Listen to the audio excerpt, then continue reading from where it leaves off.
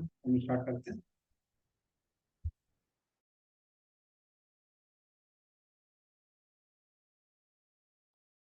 हरे कृष्णा प्रभु दंडवत प्रणाम।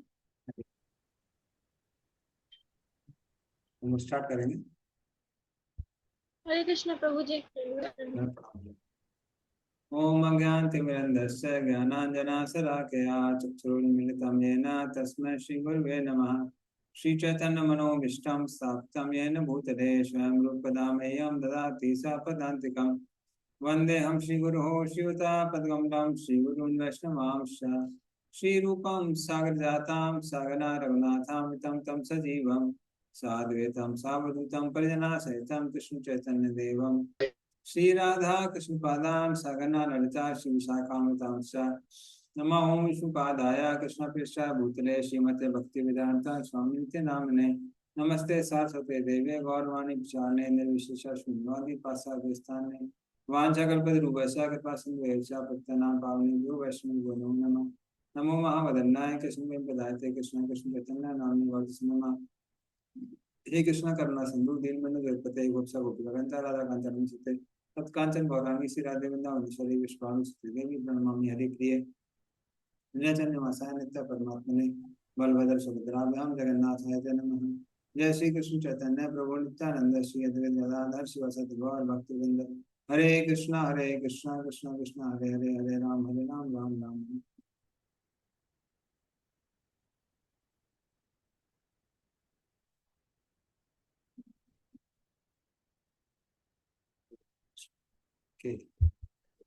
हरे कृष्णा।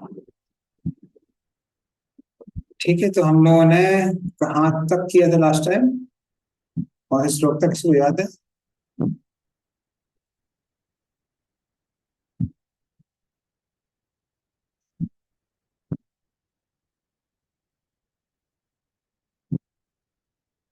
दूसरा अध्याय चल रहा था।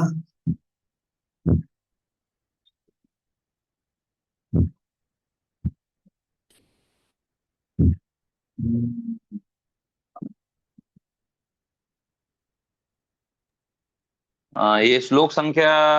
हरे कृष्ण प्रभु। हाँ हाँ। ये मेरे को लग रहा है ऐसा ते विहंता सांख्य बुद्धि योगा त्रिम श्रेणु, ये हम लोग कर चुके हैं। 31 की 39 है क्या इंग्लिश? हरे प्रभु 41 तक हो चुका है। हरे कृष्णा। 41 तक ना? ये आज 42 40। 43 से चालू होगा। हाँ 42 41 तक। ओके 41 से शायद होगा, क्या लगता है? अच्छा अच्छा।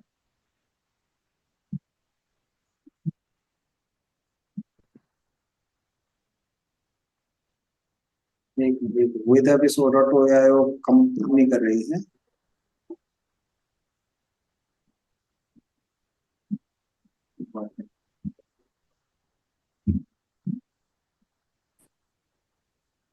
हरे कृष्ण प्रभु धन्यवाद मैम। हाँ 41 है, 42 से स्टार्ट, 41 से करना था, 42 से करना था। मुझे लगता है 42 से 41 से हाँ यस प्रभु, जैसा 41 तक 40 कवर कर लिया आपने। व्यास आत्मिका बुद्धि हो चुका है। हाँ वही 42 42 से से करना, करिए। 42 से।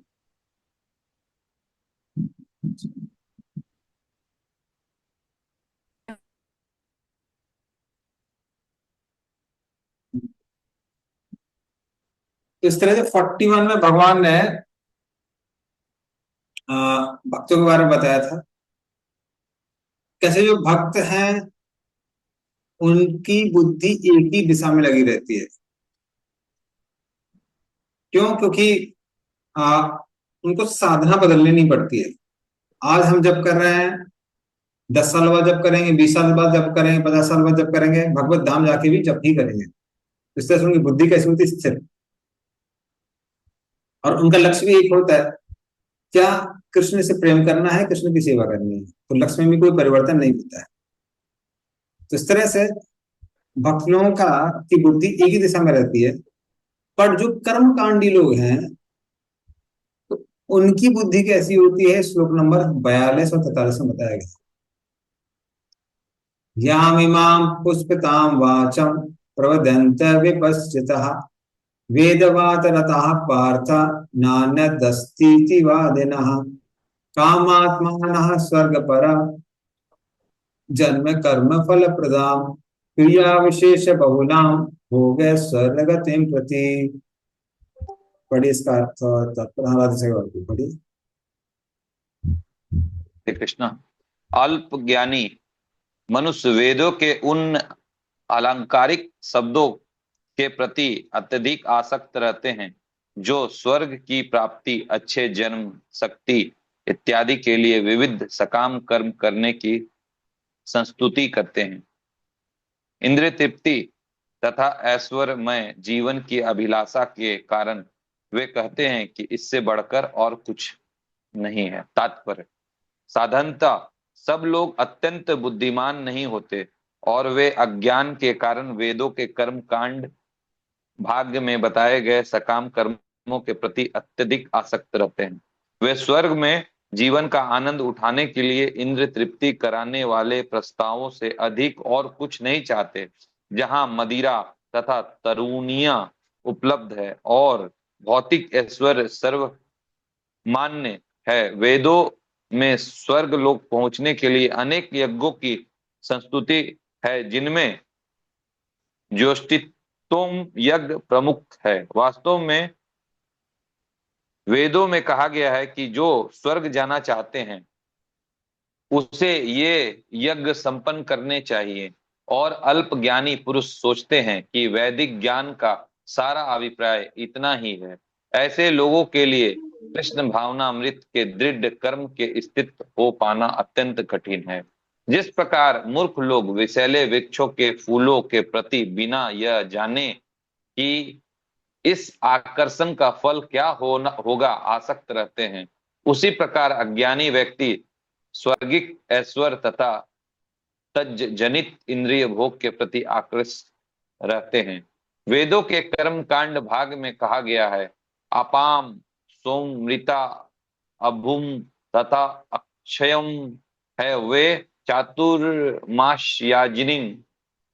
सुकृतम भवती। दूसरे शब्दों में जो लोग चातुर्मास तप करते हैं वे अमर तथा सदा सुखी रहने के लिए सोम रस पीने के अधिकारी हो जाते हैं।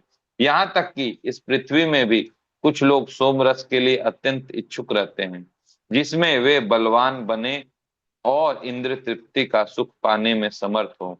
ऐसे लोगों को भव बंधन से मुक्ति में कोई श्रद्धा नहीं होती और वे वैदिक यज्ञों की तड़क भड़क से विशेष आसक्त रहते हैं।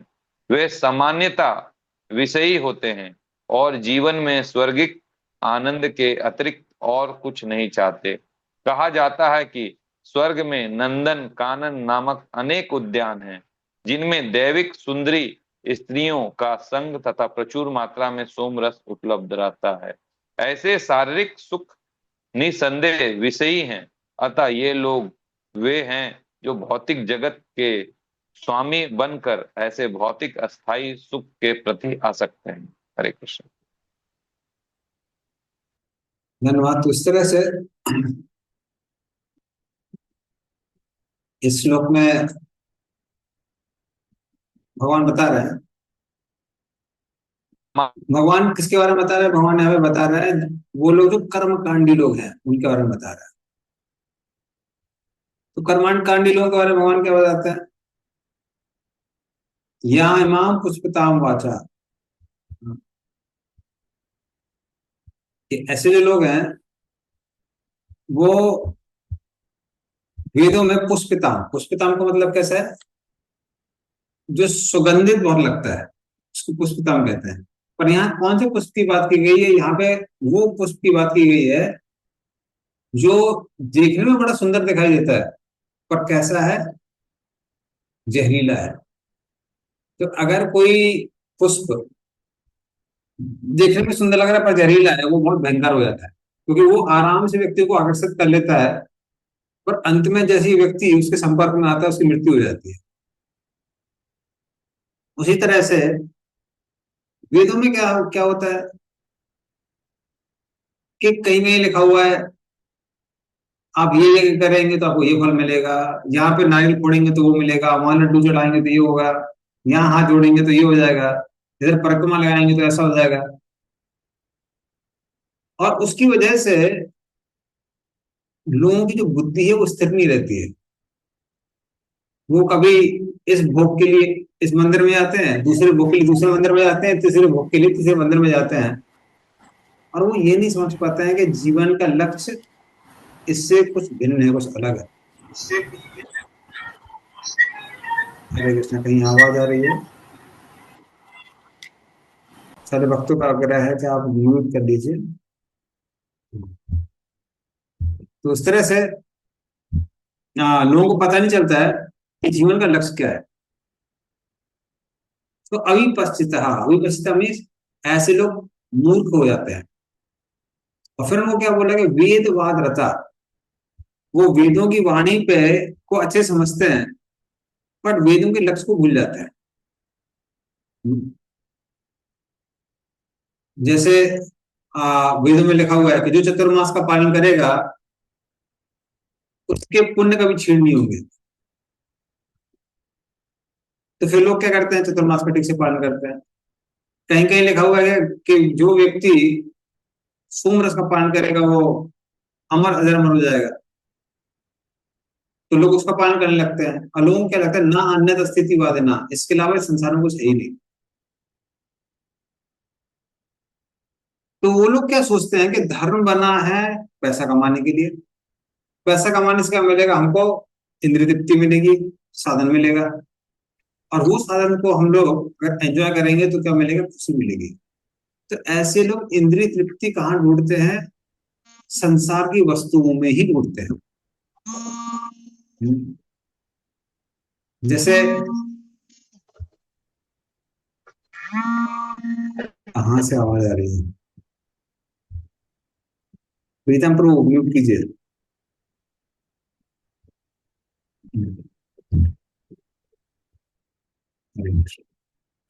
तो इस तरह से आप देखेंगे भारत में बहुत सारे मंदिर हैं जहां पे लोग कर्म कांड के लिए जाते हैं। साउथ इंडिया में एक मंदिर है बालाजी का, उसका नाम है बीजा बालाजी। तो आंध्र प्रदेश में हर व्यक्ति अमेरिका जाना चाहता है, और अमेरिका जाने के लिए आपको वीजा एग्जाम में को क्वालिफाई करना पड़ेगा। तो लोग बालाजी में जाते हैं वो वीजा क्लियर करने के लिए, उनका नाम ही पड़ गया वीजा बालाजी। तो वहां जाते हैं, वहां पे वो अपना वो लिख के आता है कि हे भगवान, अगर मान लीजिए आप हमारा वीजा क्लियर कर देंगे तो हम 108 परिक्रमा लगाएंगे। किसी का बहुत टफ होता है तो 1008 परिक्रमा भी लगाते हैं। परिक्रमा लगाते लगाते एक नोटबुक रखते हैं कितनी परिक्रमा लगाई हुई है, काउंट करते रहते हैं। वहीं ऐसी तमिलनाडु में एक मंदिर, उसका नाम विजय हनुमान। वो विजय क्लियर करने के लिए हनुमान जी की पूजा करते रहते हैं। तो ऐसे लोगों को ना ही हनुमान जी से कुछ लेना देना है, ना ही बालाजी से कुछ लेना देना है, हमको सिर्फ अपने विजय से लेने देना है। जो हमको विजय देना है हम उससे पूजा करेंगे। तो ऐसी चीजों के अंदर उस व्यक्ति के प्रति कोई भक्ति भाव नहीं है जिसकी आप पूजा कर रहे हैं। कल को उनको वही चीज आ, बालाजी को छोड़ो कोई और कर दे रहा है तो उसके पीछे भाग जाएंगे। तो ऐसे लोग इस जो बुद्धि होती है वो कैसी होती है? बहुशाखा। तो एक बार खासकर कर्मकांड, बहुत सारे भक्त यहाँ बैठे हैं, मैं भी कुछ वैसी फैमिली से हूँ तो मैं बोल सकता हूँ ओपनली। मारवाड़ी फैमिली से बड़ा पॉपुलर है कर्म। मतलब अगर आप थोड़ी देर बैठ जाएंगे, कुछ लोग इतने भयंकर होते हैं, 1 घंटे में आपको वो 100 दिक्कतों के 100 कर्मकांडी उपाय बता देंगे आप। ये दिक्कत है भाई साहब, तो पीपल के पेड़ में पानी डालिए। वो दिक्कत है तो बरगद के पेड़ में डालिए। ये दिक्कत है फिर नीम के पेड़ में डालिए, ये उसके पेड़ में डालिए, उसके पेड़ में डालिए। ऐसा करिए तो घर में गोबर लगाइए, इसमें ये करिए, इसमें वो करिए। बहु शाखा, दिमाग 10 जगह जाता है, जहां से पैसा मिलने लगे बस। तो इस तरह से उन लोगों की बुद्धि एक जगह स्थिर नहीं होती है। और ऐसे लोगों का जीवन का लक्ष्य क्या होता है? कामात्मना स्वर्ग परा, जन्म कर्म फल प्रदा। हाँ, तो किसी तरह से उनकी कामनाएं होती है कि स्वर्ग की प्राप्ति हो, अच्छा जन्म प्राप्त हो, इस संसार में अच्छी भोग करने की वस्तुएं प्राप्त हो। क्रिया विशेष बहुलाम भोग गतिम प्रति। तो भोग और ऐश्वर्य में ही उनकी बुद्धि कैसी होती है? आसक्त हो जाती है। कि अगर अच्छा भोग करने को मिल रहा है, अच्छा पैसा आ रहा है, धन दौलत आ रही है, बस और जीवन में और कुछ नहीं चाहिए। तो उनको ये समझ में नहीं आता है कि इसके परे भी संसार में कुछ है। तो सारी बुद्धि उनकी आहार नेता भयमत तरुण में ही खर्च हो जाती है, अन्य कहीं जगह जाती नहीं। तो इसलिए भगवान क्या कर रहे हैं, उसको उसकी भर्त्सना कर रहे हैं। चलिए, अभी अगला श्लोक देखते हैं। भोगैश्वर्य प्रसक्तानां तया प्रतिचेतसां व्यवसायत्मिका बुद्धि समाधौ न विधीयते। पढ़िए इसका भी अर्थ और तात्पर्य।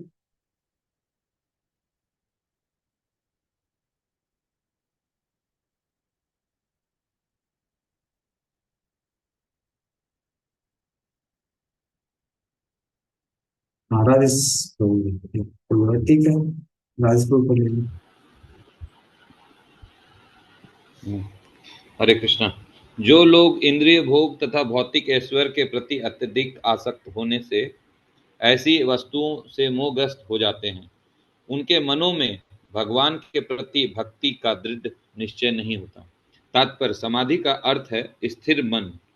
वैदिक शब्दकोश निरुक्ति के अनुसार सम्यग्र अधिष्ठितमनस्त्वम्, जब मन आत्मा को समझने में स्थिर रखता है तो उसे समाधि कहते हैं।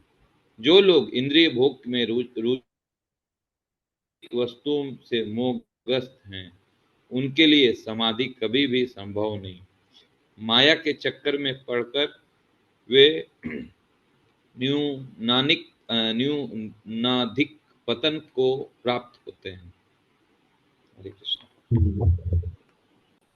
तो इस तरह से जो ऐसे लोग हैं, समाधौ न विधीयते, उनकी बुद्धि कभी आध्यात्मिक विषयों में जाती नहीं है, क्योंकि वो इंद्रिय भोग में इतने लगे रहते हैं, उनको लगता है कि इसके अलावा संसार में कुछ है ही नहीं।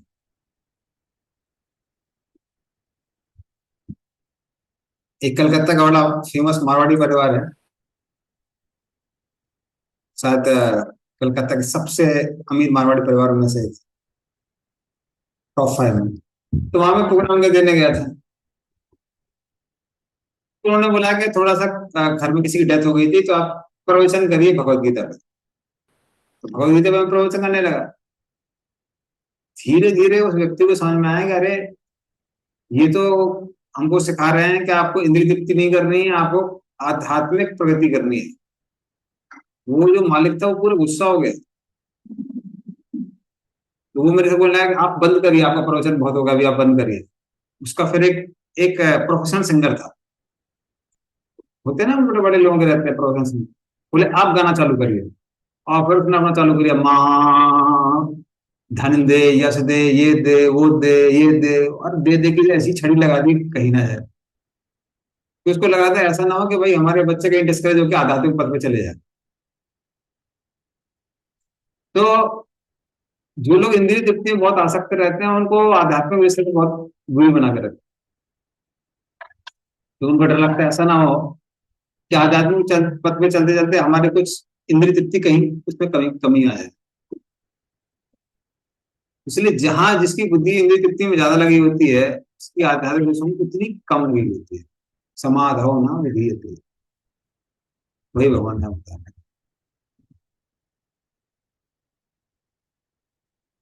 इसलिए भगवान अर्जुन को यहाँ पर आदेश दे रहे हैं, क्या दे रहे हैं? त्रैगुण्य विषया वेदा नैस्त्र गुण भवार्जुना निर्द्वंद नित्य सत्यस्थो निर्योग क्षेम आत्मवान। पढ़े इसका अर्थ। आराधा कल्पना जय प्रभु मैं पढ़ू। मतलब इसके बाद पढ़ लीजिए आप, ये राधा कल्पना। हाँ हरे कृष्ण। वेदों में मुख्यतया प्रकृति के तीनों गुणों का वर्णन हुआ है। हे अर्जुन, इन तीनों गुणों से ऊपर उठो, समस्त द्वैतों और लाभ तथा सुरक्षा की सारी चिंताओं से मुक्त होकर आत्मपरायण बनो। तात्पर्य, सारे भौतिक कार्यों में प्रकृति के तीनों गुणों की क्रियाएं तथा प्रतिक्रियाएं निहित होती हैं। इनका उद्देश्य कर्म फल होता है, जो भौतिक जगत में बंधन का कारण है। वेदों में मुख्यतया सकाम कर्मों का वर्णन है, जिससे जिससे सामान्य जन क्रमशः इंद्रिय तृप्ति के क्षेत्र से उठकर आध्यात्मिक धरातल तक पहुंच सके। कृष्ण अपने शिष्य तथा मित्र के रूप में अर्जुन को सलाह देते हैं कि वह वेदांत दर्शन के आध्यात्मिक पद तक ऊपर उठे, जिसका प्रारंभ ब्रह्म जिज्ञासा अथवा परम आध्यात्मिकता पर प्रश्नों से होता है। इस भौतिक जगत के सारे प्राणी अपने अस्तित्व के लिए कठिन संघर्ष करते रहते हैं। उनके लिए भगवान ने इस भौतिक जगत की सृष्टि करने के पश्चात वैदिक ज्ञान प्रदान किया, जो जीवन यापन तथा भाव बंधन से छूटने का उपदेश देता है। जब इंद्रिय तृप्ति के कार्य यथा कर्मकांड समाप्त हो जाते हैं, तो उपनिषदों के रूप में भगवत साक्षात्कार का अवसर प्रदान किया जाता है। ये उपनिषद विभिन्न वेदों के अंश हैं, उसी प्रकार जैसे भगवत गीता पंचम वेद महाभारत का एक अंग है। उपनिषदों से आध्यात्मिक जीवन का शुभारंभ होता है। जब तक भौतिक शरीर का अस्तित्व है, तब तक भौतिक गुणों की क्रियाएं प्रतिक्रियाएं होती रहती हैं। मनुष्य को चाहिए कि सुख दुख या शीत ग्रीष्म जैसे द्वैतताओं को सहन करना सीखे और इस प्रकार हानि तथा लाभ की चिंता से मुक्त हो जाए। जब मनुष्य कृष्ण की इच्छा पर पूर्णतया आश्रित रहता है, तो यह दिव्य अवस्था प्राप्त होती है। हरे कृष्ण।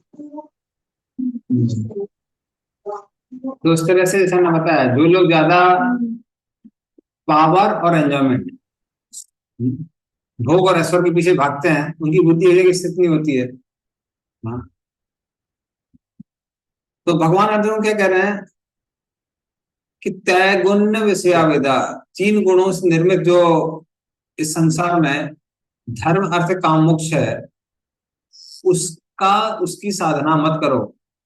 कौन सी साधना करो? भक्ति की साधना करो।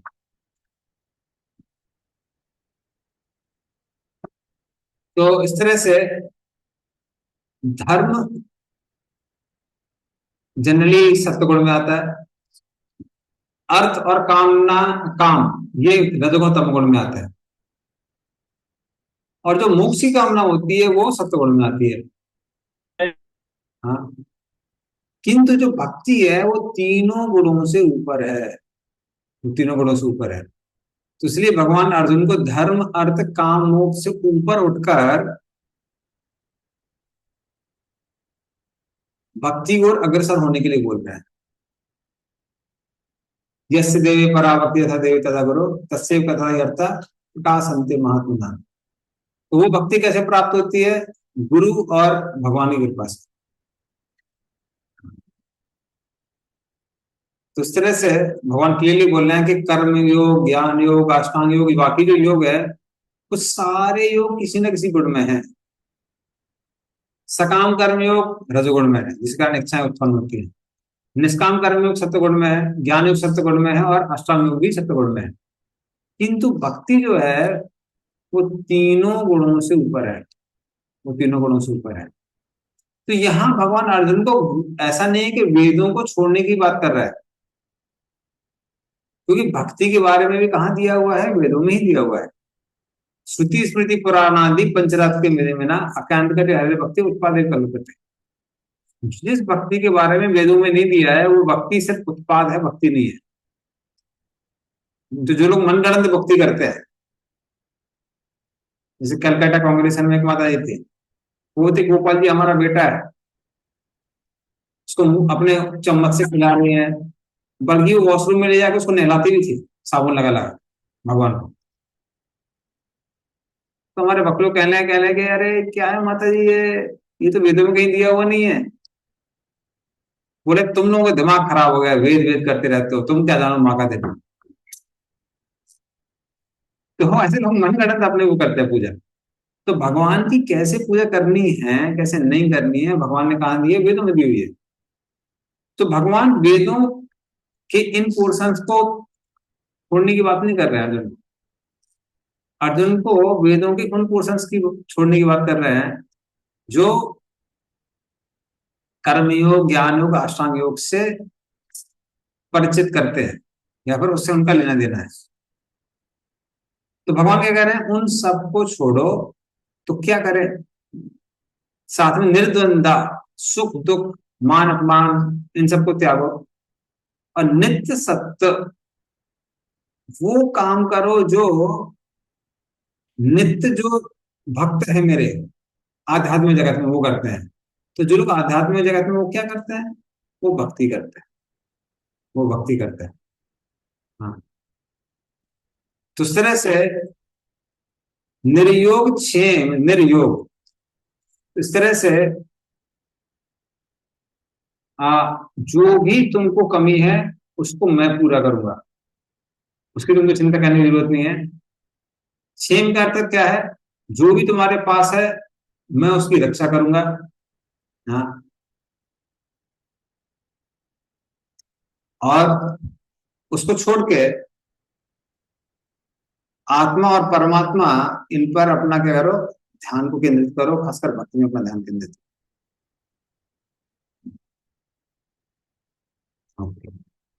तो ये क्लियरली श्रीमद् भागवतम वर्ष number chapter 11 sorry canto 11 chapter 25 और वर्ष 23 में भगवान बोलते हैं, मद अर्पणम निष्फलम व सात्विक निज कर्मयत राजसम फल संकल्पम हिंसा प्रायादि तामसा। तो मद अर्पणम निष्फलम व सात्विकम, अगर कोई निष्काम कर्म योगा कर रहा है वो सत्वगुण में है। राजसम फल संकल्पम, अगर कोई सकाम कर्म योग कर रहा है तो वो रजोगुण में है।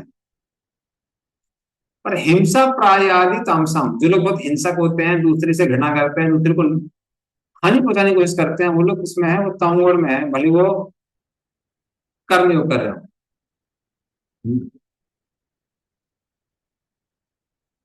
लेकिन जहां तक तो ठीक है, कर्मयोग के बारे में भगवान ने बता दिया, अन्य योगों के बारे में क्या, फिर अगले श्लोक में भगवान बताते हैं, कैवल्यम सात्विकम ज्ञानम रजो विकल्पिकम च यत् प्राकृतम तामसम ज्ञानम मन निष्ठम निर्गुणम स्मृतम। हाँ, तो कैवल्य, कैवल्य मतलब जो ज्ञान किसके बारे में बताता है, ब्रह्म के बारे में, वो सत्वगुण में है। रजो विकल्पिकम, जो सुख दुख मान अपमान के बारे में बताता है कि हमको सुखी रहना है, भोग करना है, आनंद लेना है, ये सब किस में आता है, रजोगुण में आता है। और प्राकृतम तामसम ज्ञानम, जो भौतिक ज्ञान है वो तमगुण में है।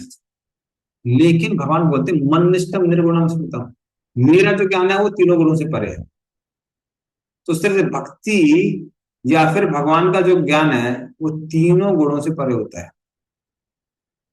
तो आगे आप देखेंगे इसमें आगे के जो भी श्लोक भगवान ने दिए हैं, 11 नंबर 11.25.23 से लेके 11.25.23 से लेके आगे के जितने भी श्लोक हैं, भगवान क्लियरली बताते हैं कैसे सारी चीजें तीनों गुणों में से लिप्त हैं, एक ही चीज तीनों गुणों से मुक्त है, वो है भक्ति।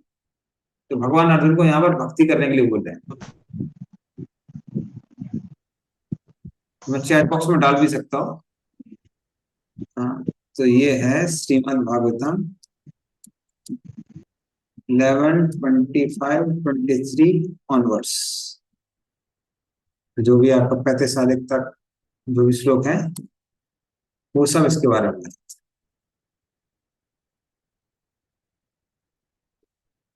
ठीक है, चलिए अब भगवान उसको एक उपमा से समझाते हैं एनालॉजी से।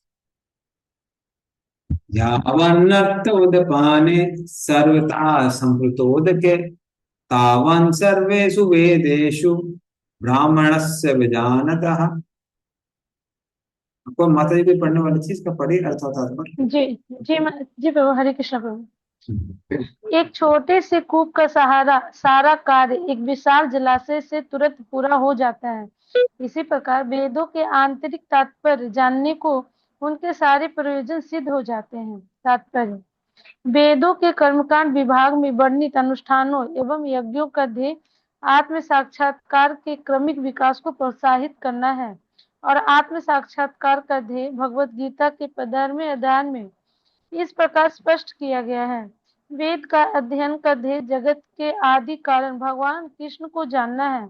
अतः आत्म साक्षात्कार का अर्थ है कृष्ण को तथा उनके साथ अपने शाश्वत संबंध को समझना। कृष्ण के साथ जीवों के संबंध का भी उल्लेख भगवत गीता के 15वें अध्याय में हुआ है। जीवात्माएं भगवान के अंश स्वरूप हैं, अतः प्रत्येक जीव द्वारा कृष्ण भावनामृत को जागृत करना वैदिक ज्ञान की सर्वोच्च पूर्ण अवस्था है। श्रीमद् भागवत में इसकी पुष्टि इस प्रकार हुई है।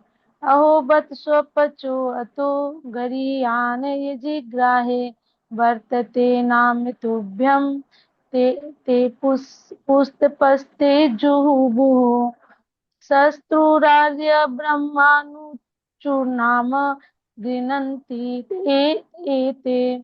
हे प्रभु, आपके पवित्र नाम का जप करने वाला भले ही चंडाल जैसे निम्न परिवार में क्यों न उत्पन्न हुआ हो, किंतु वह आत्म साक्षात्कार के सर्वोच्च पद पर स्थित होता है।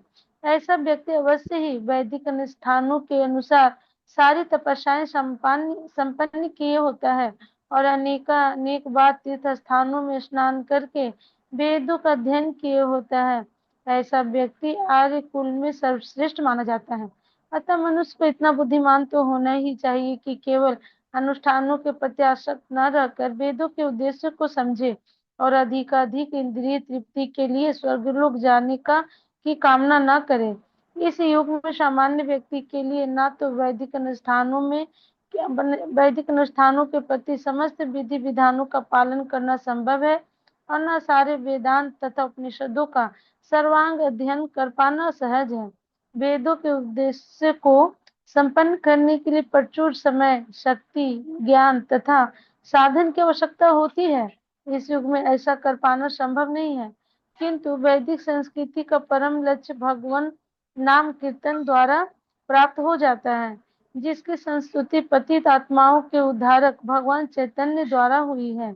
जब चैतन्य से महान वैदिक पंडित प्रकाशानंद सरस्वती ने पूछा कि आप वेदांत दर्शन का अध्ययन करके एक भावुक की भांति पवित्र नाम का कीर्तन क्यों करते हैं, तो उन्होंने उत्तर दिया कि मेरे गुरु ने मुझे बड़ा मूर्ख समझकर भगवान कृष्ण के नाम का कीर्तन करने की आज्ञा दी, अतः उन्होंने ऐसा ही किया और वे पागल की भांति भावोन्मत्त हो गए।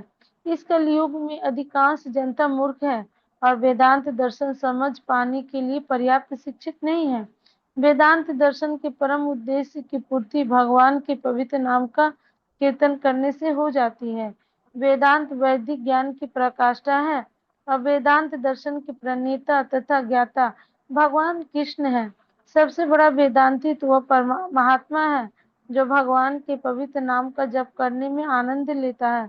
संपूर्ण वैदिक रहस्य का यही चरम उद्देश्य है। हरे कृष्ण। तो इस श्लोक में भगवान किसका उदाहरण दे रहे हैं? भगवान बता रहे हैं, उदाहरण दे रहे हैं कुएं का। भगवान बताते हैं कि जैसे अलग अलग कुएं, खासकर गांव में, आजकल तो लोग शहर में आ गए, गांव में अलग अलग कुओं का प्रयोग लोग अलग अलग चीजों के लिए करते थे। जैसे मान लीजिए जिस कुएं का प्रयोग हो रहा है उसके पानी से भोजन पकाने का, वहां पर लोग कपड़े धोने नहीं आते थे, दांत साफ करने नहीं आते थे, या फिर मल त्याग करने के बाद वहां पे नहीं आते थे। उसके लिए नहाने के लिए कई बार अलग कुएं हुआ करते थे। घर के जो किचन वाले बर्तन उनको धोने के लिए अलग प्रयोग होते थे, और पूजा सामग्री, पूजा इत्यादि के लिए अलग प्रयोग होते थे। लेकिन ऐसी जगह पे अगर कोई एक नदी बह रही है तो नदी में आप अलग अलग घाट बनाकर अलग अलग कामों के लिए उसका प्रयोग कर सकते हैं। तो उसी तरह से अलग अलग देवताओं के पास व्यक्ति को जाना पड़ता है अलग अलग कार्यों को सिद्ध करने के लिए। जैसे अगर किसी को धन चाहिए तो फिर लोग लक्ष्मी जी के पास में जाते हैं या फिर कुबेर की पूजा करते हैं। यदि किसी को रोग मुक्ति चाहिए तो सूर्य की पूजा करता है। अगर उसको किसी को अच्छी सुंदर स्त्री से शादी करनी है तो लोग ऋषि की पूजा करते हैं। स्त्रियां भगवान शिव की पूजा करती हैं। तो लोग अलग अलग देवताओं के पास में जाते हैं अलग अलग कार्यों की सिद्धि के लिए। लेकिन अगर कोई कृष्ण का आश्रय लेता है उसके सारी सिद्धियां वहीं प्राप्त हो जाती हैं, उसको अन्य किसी के पास जाने की आवश्यकता नहीं पड़ती है। श्री भागवतम में दूसरे स्कंद में तीसरे नंबर अध्याय में ऐसा आता है कि बताया जाता है कौन कौन सी इच्छा को पूरा करने के लिए कौन कौन से देवताओं के पास जाना पड़ता है। और फिर वो एंड में क्या बोलते हैं, अकामा सर्व कामो वा मोक्ष कामो दारधि तीव्रेण भक्ति योगे ना जजेत पुरुषं परम। अकामा, हर किसी की कोई कामना नहीं है। सर्व कामा, बहुत सारी भौतिक कामना है। मोक्ष कामा, कोई ब्रह्म की प्राप्ति चाहता है। तो ऐसे सारे लोगों को क्या करना चाहिए, तीव्रता से भक्ति करनी चाहिए। किसकी? जजेत पुरुषम परम, जो परम पुरुष भगवान है उनकी पूजा करनी चाहिए। अलग अलग देवताओं के पास में जाने की आवश्यकता नहीं है।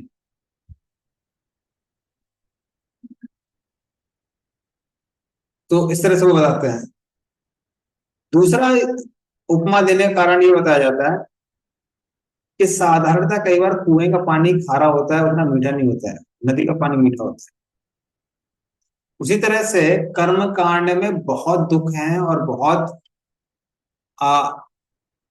थोड़ी सी गलती का उल्टा परिणाम भी मिल जाता है। पर भक्ति सुखमय है और थोड़ी बहुत अगर गलती करी तो उसका गलत परिणाम नहीं मिलता है, बल्कि अगर थोड़ा सा भी अच्छा काम किया तो उसका अच्छा परिणाम मिलता है। मैं समझाता हूँ। जैसे मान लीजिए, अगर मान लीजिए कोई यज्ञ कर रहा है। अब यज्ञ कर रहा है, यज्ञ करने में घी डालना पड़ता है। मतलब आपके दुकानदार ने गड़बड़ कर दी, वो थोड़ा डाल डाल दिया उसमें, वो डाल डाल दिया, पता लगा क्या वो घी जलने की जगह वो बुझ गया, एक ही अग्नि बुझ गई। और देवता लोग डालडा नहीं खाते, वो शुद्ध घी खाते हैं।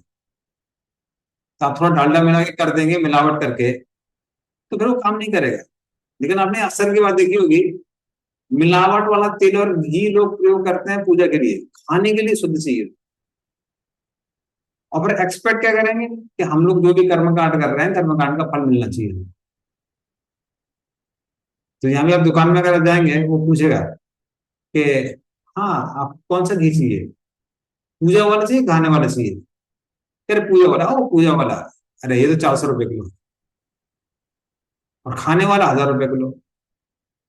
ऐसे आप गरी का गोला भी देखेंगे, पूजा में उपयोग करने वाला गरी का गोला आपका 20 का है, खाने वाला 30 का है, अलग अलग दाम। तो लोग सोचते हैं घटिया से घटिया चीज भगवान को दे देंगे और देवता लोग ग्रहण कर लेंगे। तो वो कलयुग में ऐसा चीजें काम करती नहीं है। और कलकत्ता में अगर वहां जाएंगे, कहाँ जो काली मंदिर है, वहां तो जो काली को चढ़ाया हुआ है वो चढ़ावा लेके आ जाते हैं दुकानदार और वहीं बेचने लगते हैं। और थोड़ा कम दाम में देते हैं, लोग खरीद भी लेते हैं, चढ़ा हुआ माल दोबारा चढ़ा देते हैं। और एक्सपर्ट क्या करते हैं कि देवता लोग प्रसन्न होकर सारा फल हमको देते हैं। तो इसलिए प्रभुपाद बोलते हैं कलयुग में चीजें और भी मुश्किल है। तो पहले तो हम त्रुटि के बारे में, थोड़ी सी त्रुटि हो गई तो पहली बात कि उसका परिणाम नहीं मिलता है। दूसरा, चीजों को इनकम्प्लीट करने की वजह से दुष्परिणाम भी मिलता है। ऐसा नहीं कि चीजें वहीं छूट जाती है। अगर आप कर्मकांड करने में थोड़ी त्रुटियां कर दी हैं, आपने कुछ गलतियां कर दी हैं, एक तो उसका पूरा फल नहीं मिलेगा, दूसरा उल्टा फल भी मिलेगा। दूसरी, कर्मकांड बहुत भयंकर है। जबकि भक्ति में अगर भगवान ऐसे काउंट करने लगते हैं तो जो भक्त लोग जप करते हैं बीच में कौन कौन से मंत्र मुंह से निकल आते हैं, उसको सीरियसली कंसिडर करते तो पता नहीं कौन कौन से रोग बनाने पड़ते। ये संभाव भक्ति ऐसी है कि अगर किसी ने आधा मंत्र भी किया है तो आधा मंत्र का फल मिलेगा, और पूरा मंत्र नहीं करने का पाप नहीं लगेगा। ये भक्ति में और कर्मकांड में अंतर है। तो कलयुग में भगवान बोलते प्रभुपाद बता रहे हैं, कलयुग में तो ऐसी स्थिति है कि लोग क्वालिफाइड भी नहीं कर्मकांड करने के लिए, कर्मकांड करना दूर की बात है। इसलिए आप देखते हैं कि एक से एक गधे आते हैं और होलसेल लोगों को मूर्ख बना के चले जाते हैं। तो आपने बड़ा नाम सुना होगा, अभी तो वो आदमी यहाँ नहीं है, जाकिर नायक करके।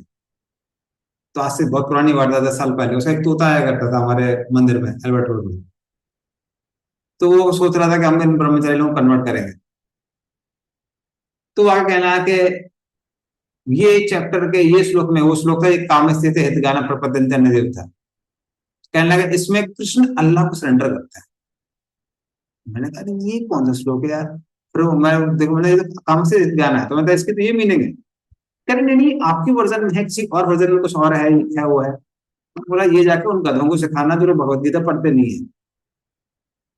तो ऐसे भारत में मूर्ख पड़े हुए हैं हिंदू लोग, उनको कुछ भी बोलो वो लोग सोचते, पर उसको इतना बड़ा हीरो बना दिया जाकिर नायक को कि जैसे वो बहुत बड़ा विद्वान है। जिसने कैलकुलेट किया था उसने 1 मिनट के वीडियो में 10 गलतियां की हुई थी। वो कुछ भी मुंह में बोलता था, कुछ भी कोट करता था, कुछ भी मीनिंग निकाल देता था, और बैठ सुनने वाले एक से एक मूर्ख, उनको लगता है कि बहुत बड़ा विद्वान है। तो ऐसे करते करते बहुत हिंदुओं को उसने इस्लाम में कन्वर्ट किया। तो जिन लोगों को कुछ आता नहीं है तो वो लोग भला ही कर्मकांड कैसे करेंगे। इसलिए प्रभुपाद क्या रेकमेंड करते हैं कि सबसे सिंपल चीज क्या है, हरे कृष्णा कृष्ण कृष्ण हरे हरे, हरे राम राम राम हरे हरे, इति सोत्कम का नाम नाम कली कलम नाम नाथा पढ़ते रूपाया सर्वे।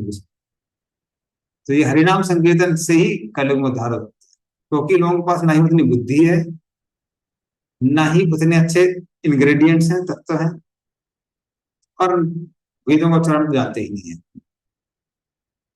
तो इसलिए भक्ति, क्या क्या हमने बताया, पहली चीज भक्ति करने से ऑटोमेटिकली बाकी सारी चीजों का आपको फल मिल जाता है। ये पूरी संपदा, अलग अलग देवताओं के पास जाने की आवश्यकता नहीं है, पहला ये चीज। दूसरा, भक्ति करना, भक्ति में अगर कुछ त्रुटियां होंगी तो उसका दुष्परिणाम नहीं मिलता है। आधी भी करी तो आधी का फल मिलेगा, थोड़ी भी भक्ति कम की तो उसका भी फल मिलेगा। ये तीसरा फायदा है। चौथा क्या है, भक्ति आनंद में है। भक्ति आनंद में है, बाकी चीजों में कष्ट होता है पर भक्ति आनंद में है। गर्मियों में अगर यज्ञ करना पड़े तो लोगों को नानी याद आ जाती, लेकिन आप कहीं भी भक्ति कर सकते हैं। तत्रार्पिता नियमित स्मरण न काला, कोई नियम नहीं है, कोई संयम नहीं है इसमें। तो इसलिए भगवान कह रहे हैं कि ये कैसा है, ये करना बेटर है, भक्ति करना बेटर है। ठीक है, तो इस तरह से भगवान यहाँ तुलना किसी करते हैं, कर्म कांड की तुलना करते हैं भक्ति से। अब 47 नंबर श्लोक से भी भगवान क्या बता रहे हैं, अगर आपको याद होगा मैंने क्या बताया था, भगवान बुद्धि योग की ही बात कर रहे हैं। तो 47 नंबर श्लोक तक भगवान जिसके बारे में बता रहे थे वो था बुद्धि योग, जब भगवान बोल रहे थे वो था भक्ति योग। और 47 से जब भगवान बता रहे हैं, वो किसके बारे में बता रहे हैं, वो बता रहे हैं निष्काम कर्मयोग के बारे में। तो निष्काम कर्मयोग की परिभाषा इस श्लोक में आती है, जो कि भारत में बहुत फेमस है। लोग को लेके पहली लाइन आती, कर्माणि एवाधिकारस्ते, और कुछ आता नहीं है, और अगर आता भी है तो मीनिंग तो पूरी आती नहीं है। तो इस तरह से कर्मण्येवाधिकारस्ते मां फलेषु कदाचन मां कर्म फल हेतुर्भूर माते संगोऽस्त्व कर्मणि। अस्का मत ही पढ़िए। हरे कृष्णा। तुम्हें अपना कर्म कर्तव्य करने का अधिकार है, किंतु कर्म के फलों के तुम अधिकारी नहीं हो। तुम ना तो कभी अपने आप को अपने कर्मों के फलों का कारण मानो, ना ही कर्म न करने में सभी आसक्त हो। तात्पर्य, यहाँ 3 विचारणीय बातें हैं: धर्म, स्वधर्म, विकर्म तथा अकर्म। कर्म स्वधर्म के कार्य हैं, जिनका आदेश प्रकृति के गुणों के रूप में प्राप्त किया जाता है। अधिकारी की सम्मति के बिना किए गए कर्म विकर्म कहलाते हैं, और अकर्म का अर्थ है अपने कर्मों को ना करना। भगवान ने अर्जुन को उपदेश दिया कि वह निष्क्रिय ना हो, अपितु फल के प्रति आसक्त हुए बिना अपना कर्म करे। कर्म फल के प्रति आसक्त रहने वाला भी कर्म का कारण है। इस तरह वह ऐसे कर्म फलों का भोक्ता होता है। जहाँ तक निर्धारित कर्मों का संबंध है कि वे 3 उपश्रेणियों के हो सकते हैं, यथा नित्य कर्म, आपातकालीन कर्म तथा इच्छित कर्म। नित्य कर्म फल की इच्छा बिना शास्त्रों के निर्देश अनुसार सतोगुण में रहकर किए जाते हैं। फल युक्त कर्म बंधन के कारण बनते हैं, अतः ऐसे कर्म अशुभ हैं। हर व्यक्ति को अपने कर्म पर अधिकार है, किंतु उसे फल से अनासक्त होकर कर्म करना चाहिए। ऐसे निष्काम कर्म निस्संदेह मुक्ति पथ की ओर ले जाने वाला है। अतएव भगवान ने अर्जुन को फलासक्ति रहित होकर कर्म स्वधर्म के रूप में युद्ध करने की आज्ञा दी। उसका युद्ध विमुख होना आसक्ति का दूसरा पहलू है। ऐसी आसक्ति से कभी मुक्ति पद की प्राप्ति नहीं हो पाती। आसक्ति चाहे स्वीकारात्मक हो या निषेधात्मक, वह बंधन का कारण है। अकर्म पापमय है, अतः कर्तव्य के रूप में युद्ध करना ही अर्जुन के लिए मुक्ति का एकमात्र कल्याणकारी मार्ग है। हरे कृष्ण। तो भगवान अर्जुन से कहते हैं कि अर्जुन तुम कुछ भी कर सकते हो, भक्ति भी कर सकते हो, लेकिन जो लोगों का हृदय बहुत दूषित है, हाँ, तो उनको क्या करना चाहिए? कर्मण्य एवाधिकार अस्ते, कर्म करने में तुम्हारा अधिकार है। क्योंकि जो कर्म कर रहे हैं वो हमारे हाथ में, हम कैसा कर्म कर रहे हैं। पर मां फलेषु कदाचन, फल में हमारा अधिकार क्यों नहीं है? क्योंकि हम फल देने वाले नहीं है, भगवान फल देने वाले हैं। मां फलेषु कदाचन। तो फिर भगवान कोई बोलता है, इसलिए भगवान क्या बोलते हैं, मां कर्म फल हेतु भूत। तो ये मत सोचो इस फल को किसने पैदा किया, मैंने पैदा किया, मैंने मेहनत की इसलिए मुझे ये परिणाम मिल रहा है, ऐसा मत सोचो। तो कोई बोलता है कि ये क्या होता है कि लोग पहले फल को निर्धारित करते हैं फिर कर्म करते हैं। लोग सोचते हैं ठीक है हम मेहनत करेंगे, इंजीनियर बनेंगे तो पैसा मिलेगा, पैसा मिलेगा तो फिर उससे भोग करेंगे, कैसा भोग करेंगे वो भी लोग पूरा डिसाइड कर लेते हैं। स्विट्जरलैंड जाएंगे, बर्फ पड़ी रहती फिर भी आइसक्रीम खाएंगे, कुछ कुछ अपना वो बना के रखते हैं। और उससे प्रेरणा किसकी आती है? मेहनत करने की प्रेरणा आती है। तो भगवान बोलते हैं पहली बात तो कि फल तुम्हारे अधिकार में नहीं है, तो फल के बारे में मत सोचो। ठीक है, कम से कम ये तो लगना चाहिए मैंने किया है, ये मैंने मेहनत की। भगवान बोलते हैं नहीं, तुम भी फल के हेतु नहीं हो। तो लोग बोलते हैं फिर इंस्पिरेशन नहीं आ रही काम करने की। तो भगवान क्या बोलते हैं, मां ते संगस्ता कर्मणि, आलसी मत बनो। ये मत सोचो हम अकर्म करेंगे, हम कुछ काम ही नहीं करेंगे, नहीं। तो ऐसे लोगों को प्रेरणा कहां से मिलती है कर्म करने की? धर्म करने में भी एक आनंद है, अपनी ड्यूटी करने में एक आनंद है। वो आनंद उस ड्यूटी से जो फल मिलता है उसको भोगने से ज्यादा बड़ा है। इसलिए हम पूर्व काल में देखेंगे कई राजाओं को पता होता था कि हम युद्ध में मारे जाएंगे, शत्रु सेना हमको समाप्त कर देगी, फिर भी अपनी ड्यूटी करते थे कि वो ड्यूटी करने में आनंद है। जिन लोगों का अटैचमेंट किससे होता है? ड्यूटी से होता है। क्यों? क्योंकि भगवान विष्णु ने हमको ड्यूटी दी है, हम उसको पालन करेंगे, या ऊपर वाले ने जो भी हमको ड्यूटी दिया उसको पालन करेंगे। आजकल वो जिसको बोल सकते हैं मनोवृत्ति खत्म हो गई है लगभग। आज से 50-60 साल पहले तक भारत के अंदर ये मनोवृत्ति काफी प्रबल थी। माँ बाप कहते थे कि हमने अपनी जिम्मेदारी करी है, अब आप अपना देखिए, मतलब हमने अपनी ड्यूटी कंप्लीट कर दी है। तो ऐसे लोग किसमें कहलाते हैं? वो हालांकि भक्त नहीं है, किंतु वो निष्काम कर्मयोगी कहलाते हैं। जैसे हमने पहले भी डेफिनेशन बताई थी, निष्काम, फल को भोगने की इच्छा नहीं है, किंतु कर्म कर रहे हैं। कर्म क्या है? जो शास्त्रों के अनुसार कार्य किया जाता है उसको कर्म कहते हैं। और उसके द्वारा वो क्या कर रहे हैं? अपने आप को भगवान से कनेक्ट जोड़ रहे हैं, इसलिए वो क्या कहलाएगा?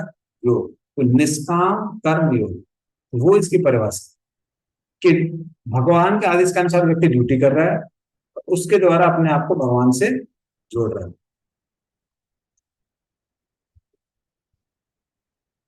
तो इसलिए अर्जुन कहता है कि ठीक है भगवान, वो आप सही बोल रहे हैं, लेकिन जब भी कोई भी कार्य करता है तो रिजल्ट तो आते हैं ना।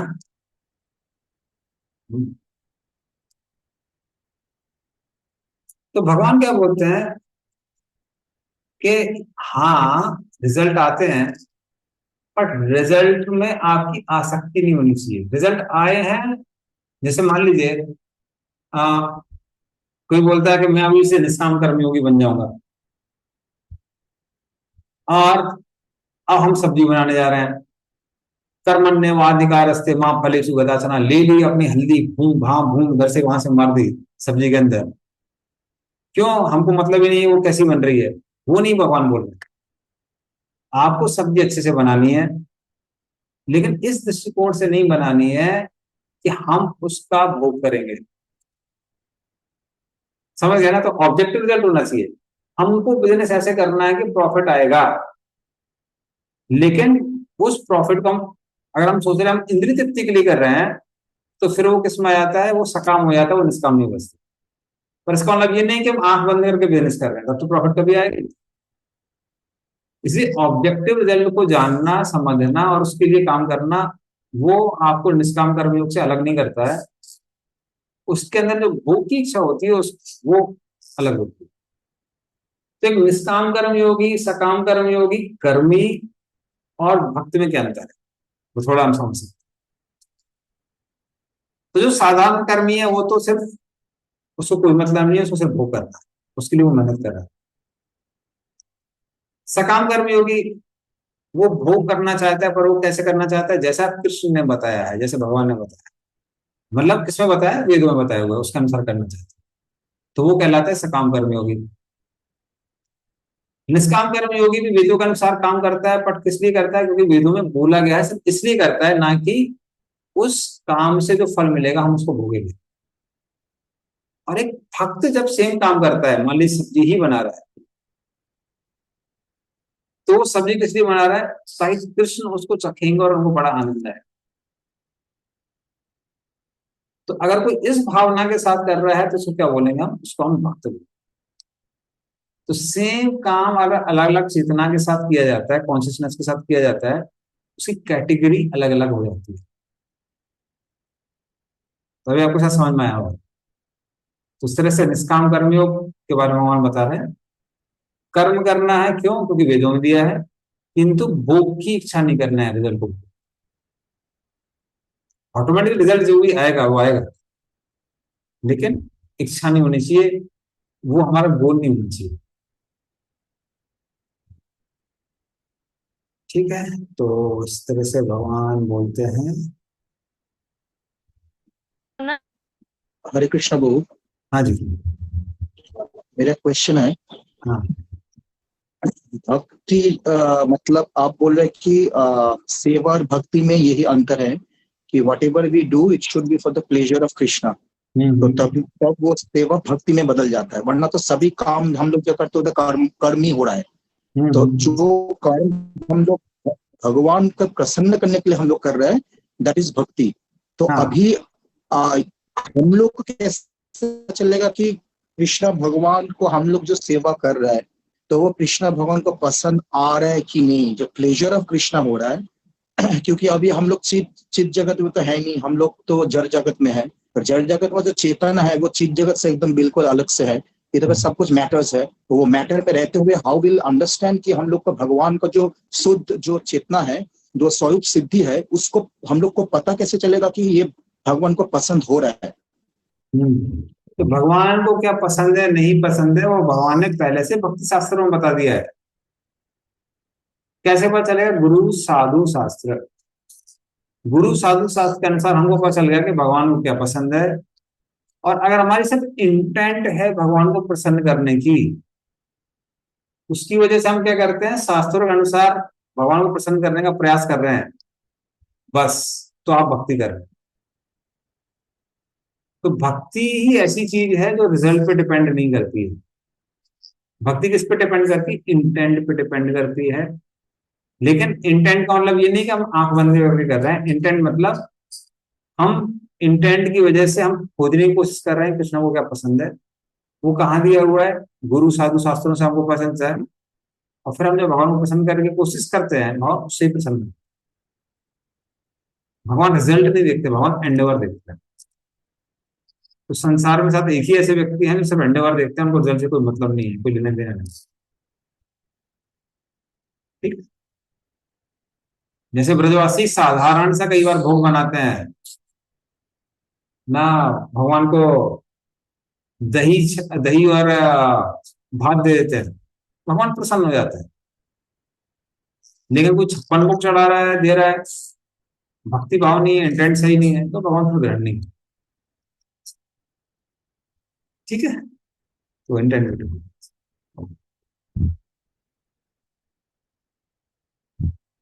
चलिए आगे चलते हैं।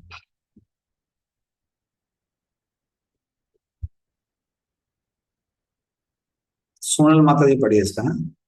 योगस्था कुरु कर्माणि संगम त्यक्त्वा धनंजय, सिद्धि असिद्धयो समो भूत्वा समत्वं योग उच्यते। बड़ी सोनल माता जी। हरे कृष्ण प्रभु। हे अर्जुन, जय अथवा पराजय की समस्त आसक्ति त्याग कर समभाव से अपना कर्म करो, ऐसी समता योग कहलाती है। तात्पर्य, कृष्ण अर्जुन से कहते हैं कि वह योग में स्थित होकर कर्म करे। और योग है क्या? योग का अर्थ है सदैव चंचल रहने वाली इंद्रियों को वश में रखते हुए परम तत्व में मन को एकाग्र करना। और परम तत्व कौन है? भगवान ही परम तत्व हैं। और चूंकि वे स्वयं अर्जुन को युद्ध करने के लिए कह रहे हैं, अतः अर्जुन को युद्ध के फल से कोई सरोकार नहीं है। जय या पराजय कृष्ण के लिए विचारणीय है। अर्जुन को तो बस श्री कृष्ण के निर्देश अनुसार कर्म करना है। कृष्ण के निर्देश का पालन ही वास्तविक योग है और इसका अभ्यास कृष्ण भावनामृत नामक विधि द्वारा किया जाता है। एकमात्र कृष्ण भावनामृत के माध्यम से ही स्वामित्व भाव का परित्याग किया जा सकता है। इसके लिए उसे कृष्ण का दास या उनके दासों का दास बनना होता है। कृष्ण भावनामृत में कर्म करने की यही एक विधि है जिससे योग में स्थित होकर कर्म किया जा सकता है। अर्जुन क्षत्रिय है, अतः वह वर्णाश्रम धर्म का अनुयायी है। विष्णु पुराण में कहा गया है, वर्णाश्रम धर्म का एकमात्र उद्देश्य विष्णु को प्रसन्न करना है। सांसारिक नियम है कि लोग पहले अपनी तुष्टि करते हैं, किंतु यहाँ तो अपने को तुष्ट ना करके कृष्ण को तुष्ट करना है। अतः कृष्ण को तुष्ट किए बिना कोई वर्णाश्रम धर्म का पालन कर भी नहीं सकता। यहाँ पर परोक्ष रूप से अर्जुन को कृष्ण द्वारा बताई गई विधि के अनुसार कर्म करने का आदेश है। हरि बोल। धन्यवाद। तो इस तरह से भगवान यहाँ क्या बता रहे हैं? भगवान बोल रहे हैं, भगवान वैसे हमें निष्काम कर्म सिखा रहे हैं। प्रभुपाद ने हालांकि उसको भक्ति योग बना दिया है ताकि प्रभुपाद चाहते सब लोग भक्ति करें। तो भगवान यहाँ बता रहे हैं कि सिद्धि असद्देव समो भूत्वा, हमको परिणाम मिल रहा है या नहीं मिल रहा है। जैसे युद्ध में अगर आपकी जय हो रही, पराजय हो रही है, भगवान बोल रहे हैं उसकी चिंता मत करो। तुम्हारा काम क्या है? युद्ध करना, तो युद्ध करो। अगर तुम ऐसा करते हो तो फिर वो क्या कहलाएगा? वो निष्काम कर्म योग कहलाएगा। समत्वम योग उच्यते, उसको निष्काम कर्म योग कहते हैं। इसका परिणाम क्या है? इसका परिणाम है व्यक्ति को दिव्य ज्ञान प्राप्त होता है। क्या दिव्य ज्ञान? कि हम शरीर नहीं आत्मा है। तो इस तरह से जो लोग कंटेम्पलेट करते रहते हैं दिन भर सुबह रात कि हम शरीर नहीं आत्मा, शरीर नहीं आत्मा, उसको ज्ञान योग कहते हैं। किंतु जो व्यक्ति कर्म कर रहा है लेकिन बिना फल से आसक्त हुए, अगर वो कर्म कर रहा है तो उससे भी एक ही फल मिलेगा। क्या? साक्षात्कार मिलेगा कि हम शरीर नहीं आत्मा। इस तरह से भगवान कहते हैं। नेक्स्ट श्लोक आ जाए, मुझे ऊपर पढ़िए। दूरेण ही अवरम कर्म बुद्धि योगा धनंजय, बुद्धौ शरणम मन्मुच्चा कृपणा फल हेतवा। पढ़िए। हरे कृष्ण प्रभु। हे धनंजय, भक्ति के द्वारा समस्त गर्हित कर्मों से दूर रहो और उसी भाव से भगवान की शरण शरण शरण ग्रहण करो। जो व्यक्ति अपने सकाम कर्म फलों को भोगना चाहते हैं वे कृपण हैं। तात्पर्य, जो व्यक्ति भगवान के दास रूप में अपने स्वरूप को समझ लेता है वह कृष्ण भावनामृत में स्थित रहने के अतिरिक्त सारे कर्मों को छोड़ देता है। जीव के लिए ऐसी भक्ति कर्म का सही मार्ग है।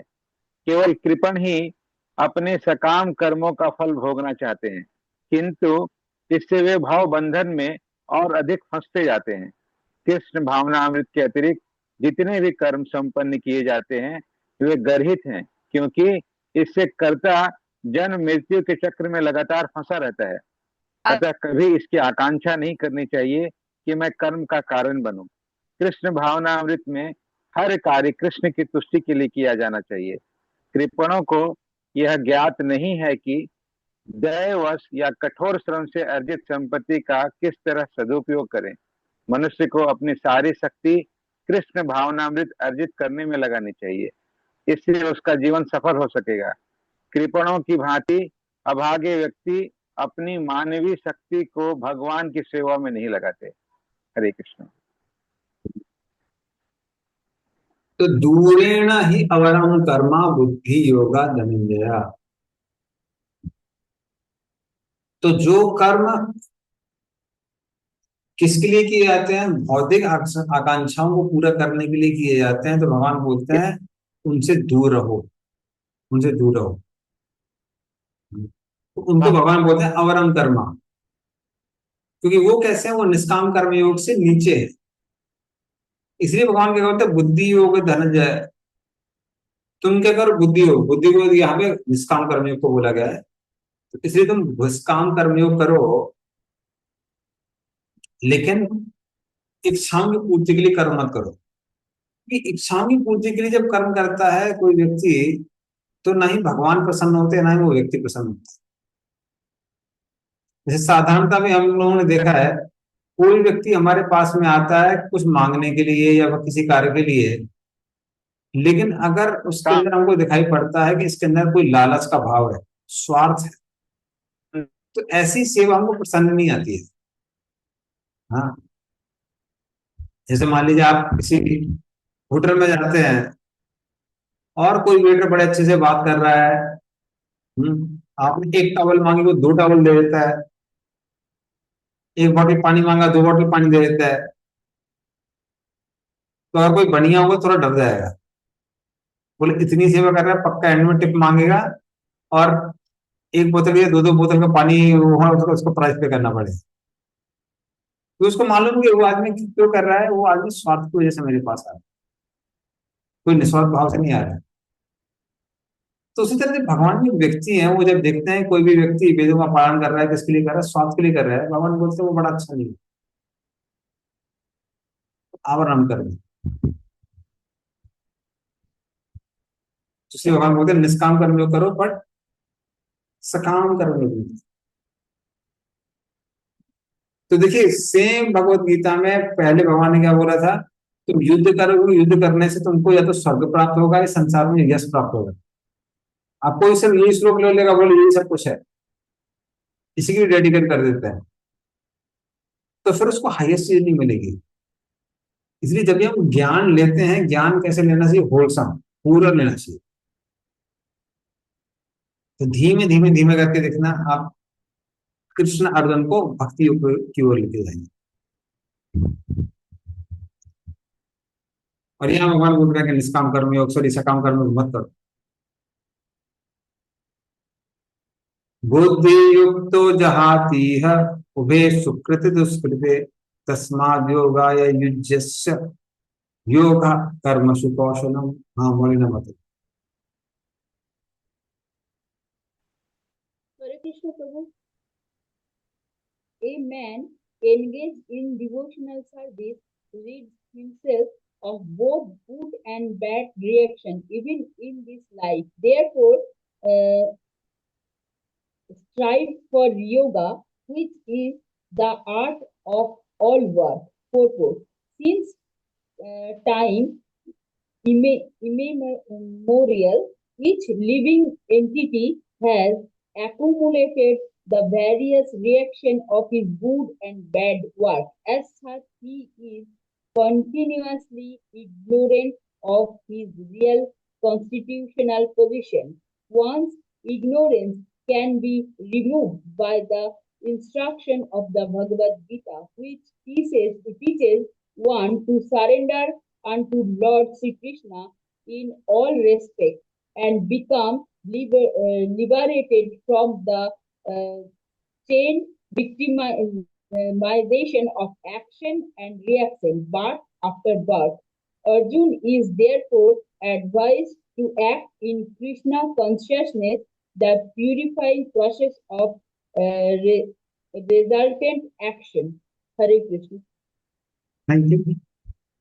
तो ये मेरे लिए बड़ा फेमस श्लोक है, योगा कर्म से कौशलम। उसका एक रीजन है क्योंकि ये हम लोग आईटी खड़गपुर का मोटो था, जो कि उन्होंने भगवत गीता चुराया हुआ है। योगा कर्म से कौशलम। तो आईटी खड़गपुर में जो हम लोग पढ़ते थे तो अपने लोगों के नीचे लिखा रहता है योगा कर्म से कौशलम। तो यहाँ भगवान योगा कर्म से कौशलम के बारे में क्या बता रहे हैं? बुद्धि युक्तो जाता उभे सुकृत दुष्कृते। तो तुम क्या करो, बुद्धि योग का पालन करो और शुभ क्या है अशुभ क्या है उसकी चिंता मत करो। तस्मात योगाय युज्यस्य, अपने आप को योग के द्वारा भगवान से जोड़ो। और योगा कर्म से कौशलम, इसको वो बोलते हैं योगा कर्म से कौशलम। मतलब ये किसी भी कर्म को करने की कुशलता है। तो वो कुशलता नहीं है जो हम लोग आईटी खड़गपुर में पढ़ के आए हैं, उसके बारे में भगवान नहीं बोल रहे हैं। जो हम लोग वहां बोला जाता है वो किसके बारे में बोल रहे हैं? वो कौन सी कुशलता के बारे में बता रहे? वो बता रहा है कर्म करके भी उसका परिणाम ना मिले वो कुशलता। क्योंकि आपने कर्म किया तो या तो पुण्य मिलेगा या पाप मिलेगा। पुण्य मिलेगा, व्यक्ति पुण्य से बनेगा, पाप करेगा तो पाप से बनेगा। लेकिन कर्म भी कर रहे हो, ना पुण्य से बन रहे हो ना पाप से बन रहे, वो एक्सपर्टीज है योगा कर्म से कौशल। उसके बारे में भगवान बोल रहे हैं कि अगर कोई फल से आसक्त हुए बिना अगर कर्म कर रहा है तो वो कर्म करते हुए भी ना पाप से बनता है ना ही पुण्य से बनता है। क्योंकि अगर पाप से बनेगा तो इस संसार में वापस आना पड़ेगा दुख प्राप्त करने के लिए। पुण्य से बनेगा तो भी इस संसार में आना पड़ेगा सुख प्राप्त करने के लिए, लेकिन इस संसार में रहना पड़ेगा। लेकिन यदि कोई व्यक्ति पुण्य और पाप से उठ के सिर्फ ड्यूटीफुली अपना काम कर रहा है जो कि शास्त्रों में दिया हुआ है, तो फिर क्या होगा? वो कर्म से नहीं मिलता। हाँ, एक पॉइंट मैं भूल गया था पिछले सारे श्लोकों में। सब में एक अर्जुन बोलता है कि ठीक है भगवान, हम कुछ करेंगे नहीं तो बनेंगे नहीं, कुछ करेंगे तो बनेंगे ना, कुछ नहीं करेंगे तो नहीं बनेंगे। तो उसी को भगवान ने क्या बोला था? अकर्मणी, लेजी मत बनो। अगर तुम अपनी ड्यूटी नहीं करोगे तो भी पाप से बनोगे। कोई पुलिस वाला है, पुलिस वाला का काम है जनता की रक्षा करना।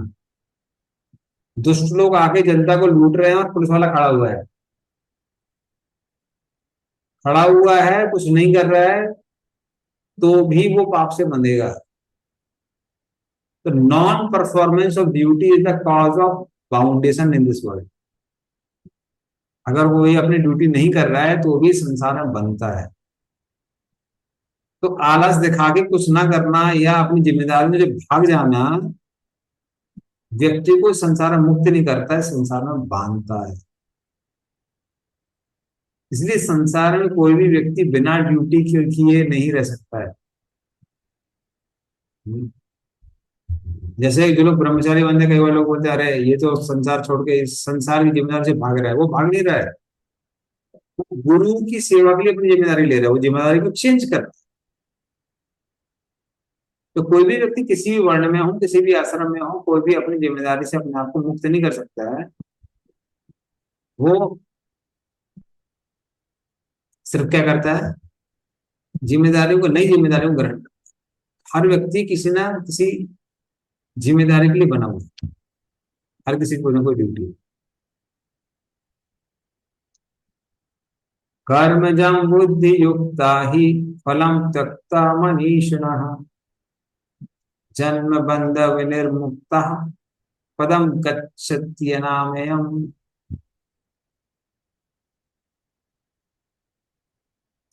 पढ़िए इसका अर्थ और तात्पर्य। हाँ राजेश पढ़िए।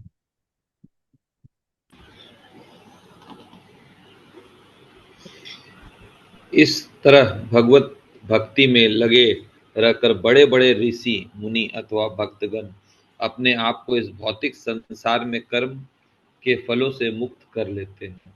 इस प्रकार वे जन्म मृत्यु के चक्र से छूट जाते हैं और भगवान के पास जाकर उस अवस्था को प्राप्त करते हैं जो समस्त दुखों से परे है। तात्पर्य, मुक्त जीवों का संबंध उस स्थान से होता है जहां भौतिक कष्ट नहीं होता। भागवत में कहा गया है, समाशिष्टा ये पदम महत्पदम पुण्ययशो मुरारे परम पदम पदम पदम यत विपदाम ना तेषाम। जिसने उन भगवान के चरण कमल रूपी नाव को ग्रहण कर लिया, जो दृश्य जगत के आश्रय और मुकुंद नाम के से विख्यात हैं, अर्थात मुक्ति के दाता हैं, उसके लिए यह भवसागर गोखुर के समाये जल के समान है। उसका लक्ष्य परम पदम है, अर्थात वह स्थान जहाँ भौतिक कष्ट नहीं, या कि वैकुंठ है, वह स्थान नहीं जहाँ पद पद पर संकट हो। अज्ञानवश मनुष्य यह नहीं समझ पाता कि यह भौतिक जगत एक ऐसा दुखमय स्थान है जहाँ पद पद पर संकट है।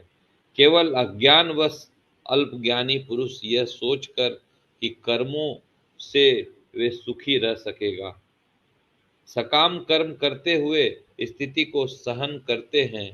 उन्हें यह ज्ञात नहीं है कि संसार में कहीं भी कोई भी शरीर दुखों से रहित नहीं है। संसार में सर्वत्र जीवन के दुख, जन्म मृत्यु जरा तथा व्याधि विद्यमान है, किंतु जो अपने वास्तविक स्वरूप को समझ लेता है और इस प्रकार भगवान की स्थिति को समझ लेता है, वही भगवान की प्रेमा भक्ति में लगता है। फलस्वरूप वह वैकुंठ लोक जाने का अधिकारी बन जाता है, जहाँ ना तो भौतिक कष्टमय जीवन है, ना ही काल का प्रभाव तथा मृत्यु है। अपने स्वरूप को जानने का अर्थ है भगवान की अलौकिक स्थिति को भी जान लेना। जो भ्रमवश यह सोचना है कि जीव की स्थिति तथा भगवान की स्थिति एक समान है, उसे समझो कि वह अहंकार में है और स्वयं भगवत भक्ति करने में असमर्थ है। वह अपने आप को प्रभु मान लेता है और इस तरह जन्म मृत्यु की पुनरावृत्ति का पथ चुन लेता है। किंतु जो यह समझते हुए कि उसकी स्थिति सेवक की है, अपने को भगवान की सेवा में लगा देता है, वह तुरंत ही वैकुंठ लोक जाने का अधिकारी बन जाता है। भगवान की सेवा कर्म योग या बुद्धि योग कहलाती है, जिसे स्पष्ट शब्दों में भगवत भक्ति कहते हैं। हरे कृष्ण।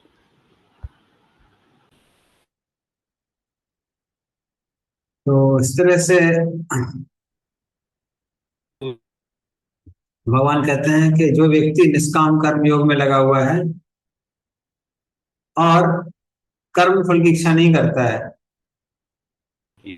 तो ऐसा व्यक्ति उस स्थान पे जाता है जहां पर कोई दुख नहीं है।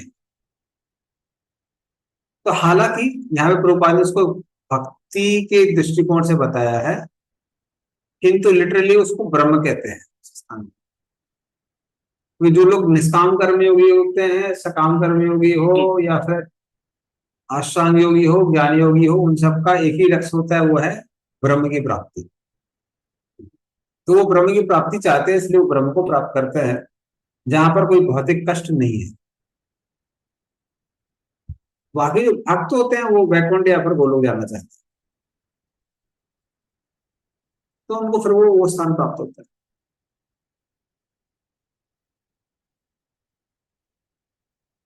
यदा ते मोह कलिलम बुद्धि व्यतितरिष्यति तथा गन्तासि निर्वेदम श्रोतव्यस्य च श्रुतस्य च। पढ़िए इसका भी अर्थ और तात्पर्य।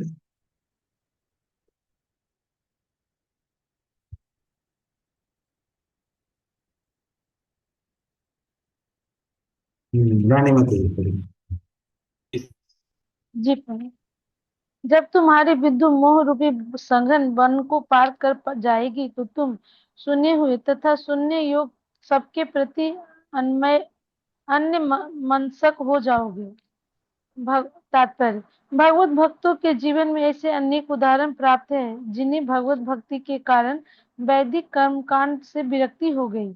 जब मनुष्य श्री कृष्ण को तथा उनके साथ अपने संबंध को वास्तव के रूप में समझ लेता है तो वह सकाम कर्मों के अनुष्ठानों के प्रति पूर्णतया अन्य मनसक हो जाता है, भले ही वह अनुभवी ब्राह्मण क्यों न हो। भक्त परंपरा के महान भक्त तथा आचार्य श्री माधवेंद्र पुरी का कहना है, संध्या वदन संध्या भद्रमस्तु वंदन भद्रमस्तु भवतो भूस्नान तुभ्यं नमो भूदेवा पितरश्च तर्पण विधो नाहं क्षमा क्षम्यताम् यत्क्वापि निसद्यादव कुलोत्तमस्य कंसद्विषः स्मारं स्मारं अघं हरामि तत्फलं मन्ये के मन्ये अन्ये न मे। पढ़िए। हे मेरी त्रिकाल प्रार्थनाओं तुम्हारी जय हो। हे स्नान तुम्हें प्रणाम है। हे देव पितृगण, अब मैं आप लोगों के लिए तर्पण करने में असमर्थ हूँ। अब तो वहाँ जहाँ भी बैठता हूँ यादव कुलवंशी कंस के हंता श्री कृष्ण का ही स्मरण करता हूँ और इस तरह मैं अपने पाप में बंधन से मुक्त हो सकता हूँ। मैं सोचता हूँ कि यही मेरे लिए पर्याप्त है। वैदिक रस्मों तथा अनुष्ठानों यथा त्रिकाल संध्या, प्रातः कालीन स्नान, पितृतर्पण आदि नव दीक्षितों के लिए अनिवार्य है, किंतु जब कोई पूर्णतया कृष्ण भावना भावित हो और कृष्ण की दिव्य प्रेम भक्ति में लगा हो तो वह इन विधि विधानों के प्रति उदासीन हो जाता है, क्योंकि उसे पहले ही सिद्धि प्राप्त हो चुकी होती है। यदि कोई परमेश्वर कृष्ण की सेवा करके ज्ञान को प्राप्त होता है तो उसे शास्त्रों में वर्णित विभिन्न प्रकार की तपस्याएं या तथा यज्ञ करने की आवश्यकता नहीं रह जाती। इसी प्रकार जो यह नहीं समझता कि वेदों का उद्देश्य कृष्ण तक पहुंचना है और अपने आप को अनुष्ठान आदि में व्यस्त रखना है, वह केवल अपना समय नष्ट करता है। कृष्ण भावना भावित व्यक्ति शब्द ब्रह्मा की सीमा या वेदों तथा उपनिषदों की परिधि को भी लांघ जाते हैं। हरे कृष्ण।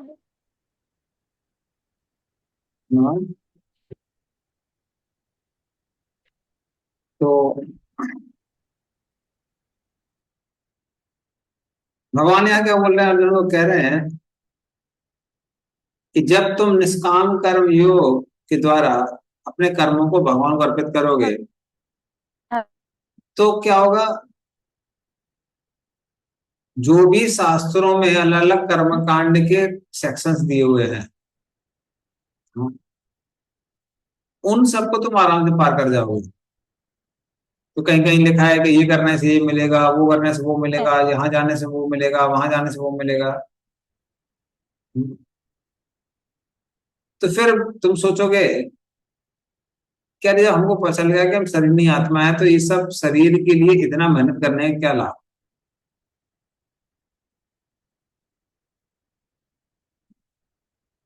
तो इस तरह से इन सब कार्यों में तुम्हारी कोई रुचि नहीं बचेगी और तुम्हारी बुद्धि कर्म कांड का जो घना हुआ जंगल है उसको आराम से पार कर जाए।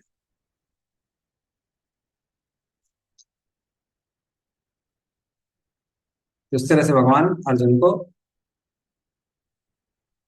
बताते हैं कि निष्काम कर्म योग करने से व्यक्ति को वो साक्षात्कार प्राप्त होता है कि संसार की भोग वस्तुओं में उसकी रुचि नहीं बचती। हालांकि प्रभुपाद ने उसका भक्ति में तात्पर्य दिया है। माधवपुरी का उदाहरण दिया कि माधवपुरी ने बोला कि संध्या वंदन, ये रिचुअल वो रिचुअल, मैं इन सबके पार चला गया हूँ क्योंकि मेरी बुद्धि कहाँ पे रम गई है अभी, वो सब यदुनंदन कृष्ण के चरणों में रम गई। अब मुझे कुछ और अच्छा ही नहीं। तो लेकिन जो साधारण निष्काम कर्मयोगी है उसकी बुद्धि किसमें लग जाती है कि हम शरीर नहीं आत्मा। श्रुति विप्रतिपन्नाते यदा स्थास्यति निश्चला समाधाव अचला बुद्धिस्तदा योगम अवाप्स्यसि। पढ़िए इसका भी अर्थ और तात्पर्य।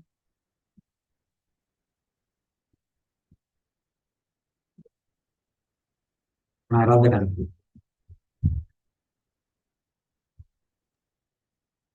जब तुम्हारा मन वेदों की अलंकारमयी भाषा से विचलित न हो और वह आत्म साक्षात्कार की समाधि में स्थिर हो जाए, तब तुम्हें दिव्य चेतना प्राप्त हो जाएगी। तात्पर्य: कोई समाधि में है, इस कथन का अर्थ यह होता है कि वह पूर्णतया कृष्ण भावना भावित है, अर्थात उसने पूर्ण समाधि में ब्रह्म, परमात्मा तथा भगवान को प्राप्त कर लिया है। आत्म साक्षात्कार की सर्वोच्च सिद्धि यह जान लेना है कि मनुष्य कृष्ण का शाश्वत दास है और उसका एकमात्र कर्तव्य कृष्ण भावनामृत में अपने सारे कर्म करना है। कृष्ण भावना भावित व्यक्ति या भगवान के एक निष्ठ भक्त को न तो वेदों की अलंकारमयी वाणी से विचलित होना चाहिए, न ही स्वर्ग जाने के उद्देश्य से सकाम कर्मों में प्रवृत्त होना चाहिए। कृष्ण भावनामृत में मनुष्य कृष्ण के सानिध्य में रहता है और कृष्ण से प्राप्त सारे आदेश उस दिव्य अवस्था में समझे जा सकते हैं। ऐसे कार्यों के परिणाम स्वरूप निश्चयात्मक ज्ञान की प्राप्ति निश्चित है।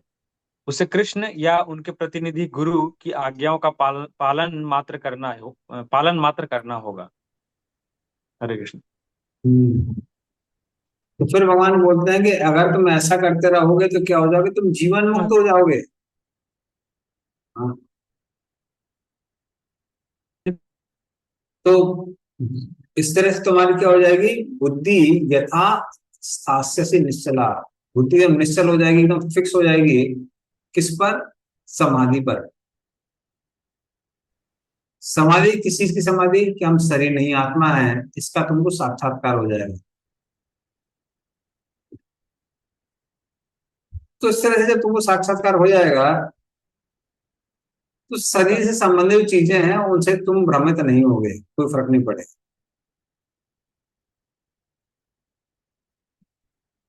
तो साधारणता क्या है? जैसे हमने बताया, लोगों की धारणा क्या होती है, धर्म से अर्थ और अर्थ से काम आएगा, या तो इस संसार में या अगले संसार में, मृत्यु के बाद। और आप देखेंगे लगभग खासकर जो और भी धर्म है वो तो पूर्ण उसी का अराउंड सेंटर्ड है कि हम मरने का स्वर्ग जाएंगे, स्वर्ग में क्या मिलेगा। कुछ धर्म में वो कहते हैं कि भगवान आपके लिए ऐसा अरेंजमेंट करेंगे कि ना खाने की कमी होगी, ना सोने की कमी होगी, ना कोई जीवन में कोई दुख होगा। तो अपनी ही चिंता करते हैं कि भगवान कैसे दिखते हैं, भगवान क्या करते हैं, उससे कोई लेन देन नहीं है। लोग वहां जाएंगे और हम सुखी जीवन रहेंगे। कुछ लोग क्या बोलते हैं कि आपको स्त्रियां मिलेंगी भोगने के लिए, बड़ी बड़ी रोटियां मिलेंगी खाने के लिए। भगवान क्या करते हैं, वो कोई लेना देना नहीं है। भगवान कैसे दिखते हैं, कोई मतलब नहीं है। तो इस तरह से लोग इंद्रिय भोग ढूंढते हैं, या तो इस संसार में या फिर मरने के बाद ढूंढते हैं। लेकिन ऐसा जो व्यक्ति है जिसको समाधि प्राप्त हो गई है, उसको तो समझ में आता है कि मैं शरीर नहीं हूं, मैं शरीर के अंदर हूं। जैसे आपको सबको साक्षात्कार है अभी कि आप कमरा नहीं है जिसमें आप कमरे में बैठे हैं, आप कमरे के अंदर है। उसी तरह से उस व्यक्ति को साक्षात्कार हो जाता है कि हम शरीर नहीं है, हम शरीर के अंदर है। ऐसा उसको लगेगा, ऐसा साक्षात्कार, ऐसा सच्चाई है कि उसका साक्षात्कार उसको हो जाता है कि हम आत्मा है शरीर। अब ऐसे व्यक्ति के क्या लक्षण हैं, उन सबके विषय में अर्जुन यहाँ 4 प्रश्न पूछने जा रहा है भगवान। श्लोक नंबर 14। अर्जुन वाचा स्थित प्रज्ञस्य का भाषा समाधि स्थस्य केशव स्थिति किम प्रभासेता किमासीत वजेत किम। पढ़िए तमो न प्रभु।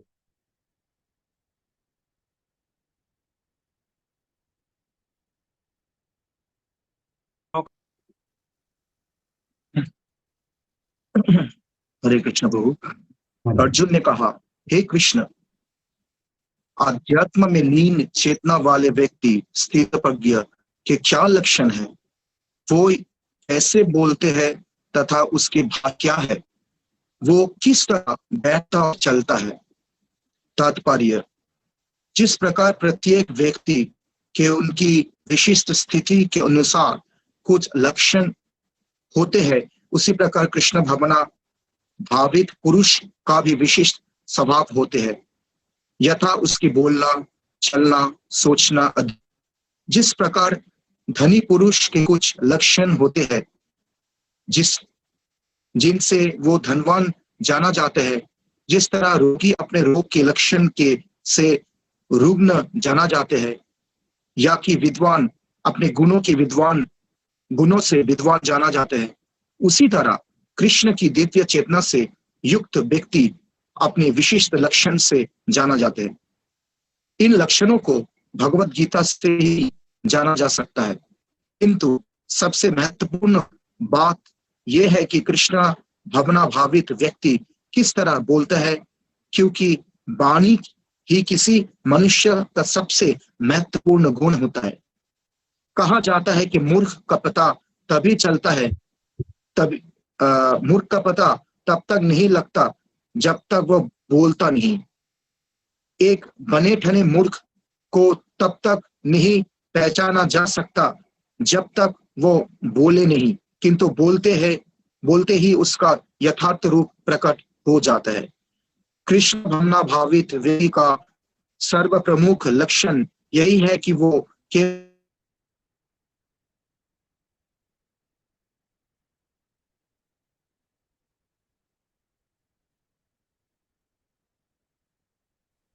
उसकी उन्हीं संबंध विषय में बारे में बोलता है।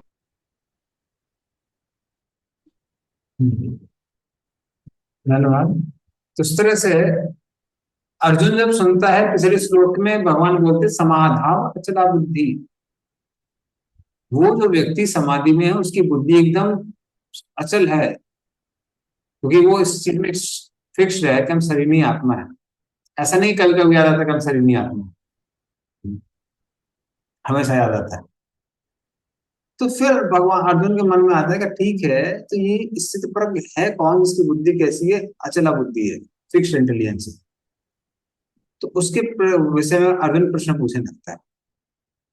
तो 4 प्रश्न पूछते हैं। पहला प्रश्न, स्थित प्रज्ञ की का भाषा, स्थित प्रज्ञ से का भाषा, का भाषा का मतलब क्या है?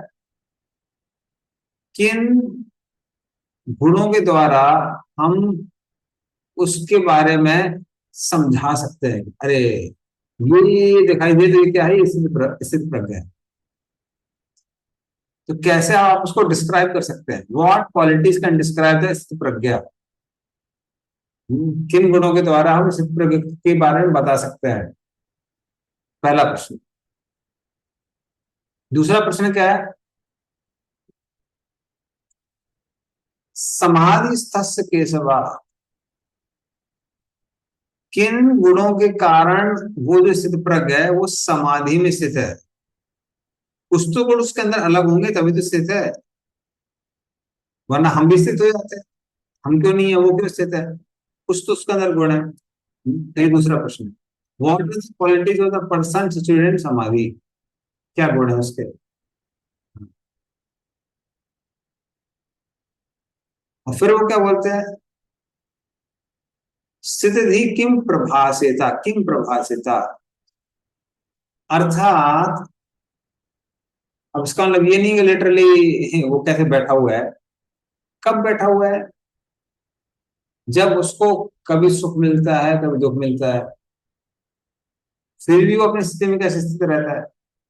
कभी उसको सम्मान मिलता है कभी अपमान मिलता है, कभी लोग उसकी प्रशंसा करते हैं कभी मजाक उड़ाते हैं।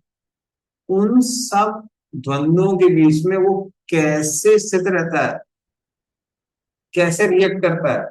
रिएक्ट नहीं करता बल्कि कैसे स्थित रहता है। मतलब ऐसी इतना कुछ होने के बावजूद ऐसा कैसे कि वो समाधि में रह जाता है? तो कैसे उनका सामना करता है, सुख दुख का कैसे सामना करता है, मान अपमान का कैसे सामना करता है, और प्रशंसा और भर्त्सना का कैसे सम्मान करता है, किम प्रभासेता। तो ये तो हो गया जिसको हम लोग बोलते हैं पैसिव चीज, कि ये सब चीजें हो रही है, वो कैसे उसको सहन कर रहा है, कैसे अपने आप को स्थित कर रहा है। तो चौथा प्रश्न है किसके ऊपर, उसके, वो कैसे रिएक्ट कर रहा है उसके ऊपर है।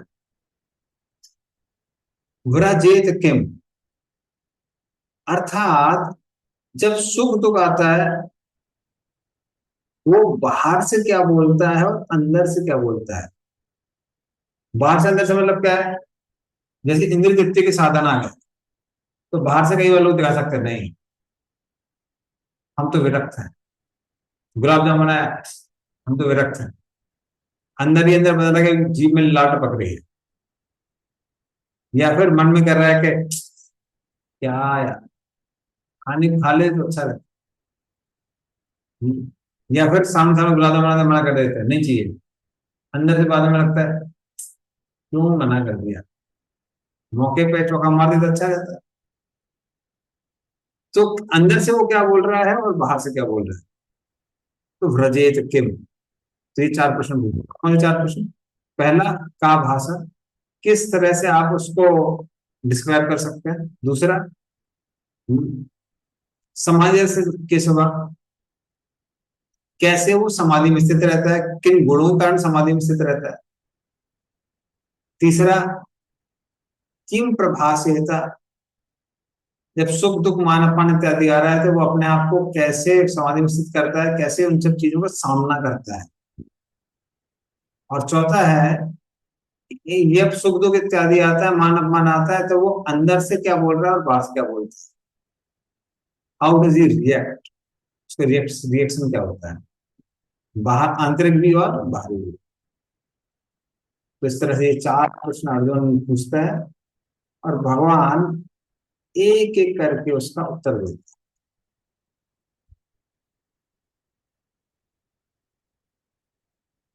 तो अभी भगवान, हाँ पहले वाले में बता रहे हैं क्या क्या उसके गुण है। श्री भगवान वाच, प्रजहाति यथा कामान सर्वान् पार्थ मनोगतान् आत्मन्नेवात्मना तुष्टः स्थितप्रज्ञस्तदोच्यते। पढ़िए इसका अर्थ और तात्पर्य। हाँ सोनल माता जी। हरे कृष्णा प्रभु। श्री भगवान ने कहा, हे पार्थ, जब मनुष्य मनोधर्म से उत्पन्न होने वाली इंद्रिय तृप्ति की समस्त कामनाओं का परित्याग कर देता है और जब इस तरह से विशुद्ध हुआ उसका मन आत्मा में संतोष प्राप्त करता है तो वह विशुद्ध दिव्य चेतना को प्राप्त स्थित प्रज्ञ कहा जाता है। तात्पर्य, श्रीमद् भागवत में पुष्टि हुई है कि जो मनुष्य पूर्णतया कृष्ण भावना भावित या भगवत भक्त होता है उसमें महर्षियों के समस्त सद्गुण पाए जाते हैं, किंतु जो व्यक्ति अध्यात्म में स्थित नहीं होता उसमें एक भी योग्यता नहीं होती, क्योंकि वह अपने मनोधर्म पर ही आश्रित रहता है। फलतः यहाँ यह ठीक ही कहा गया है कि व्यक्ति को मनोधर्म द्वारा कल्पित सारी विषय वासनाओं को त्यागना होता है।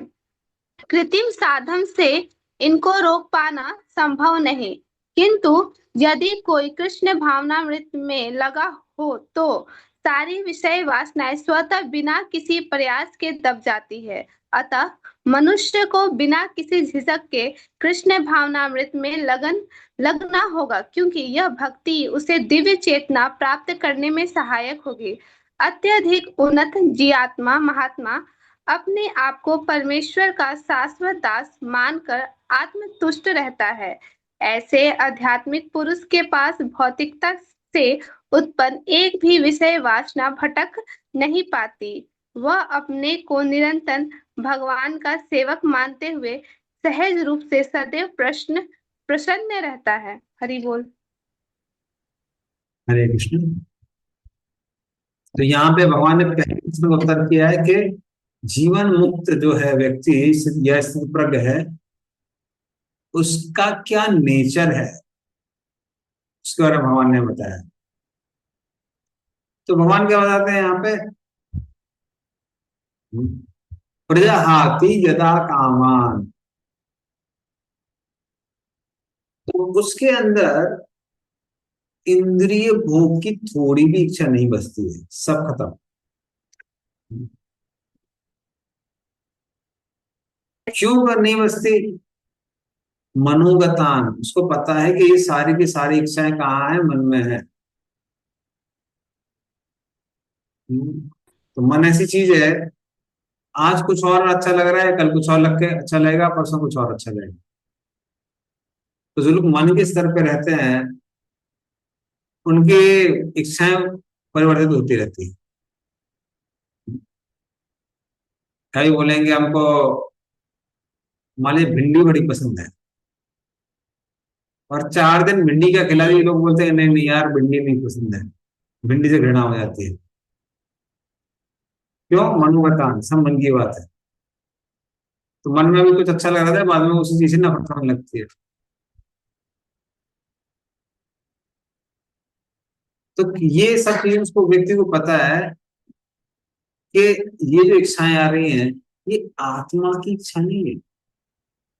आत्मा की वो इच्छा ऐसी है जो कभी खत्म नहीं हो सकती है। जैसे अगर आप बोलेंगे अग्नि, अग्नि मतलब गर्म, ऐसा नहीं कि अरे अग्नि में हाथ डाल दिया बड़ा ठंडा लग रहा है, ऐसा हो नहीं सकता। अगर हाथ डाल दिया किसी चीज में और ठंडा लग रहा है, मतलब वहां उसमें अग्नि नहीं है। अग्नि मतलब गर्मी। उसी तरह से आत्म संतोष होना, आत्म तुष्ट रहना, ये सब के सब किसके लक्षण है? ये सब आत्मा के लक्षण हैं।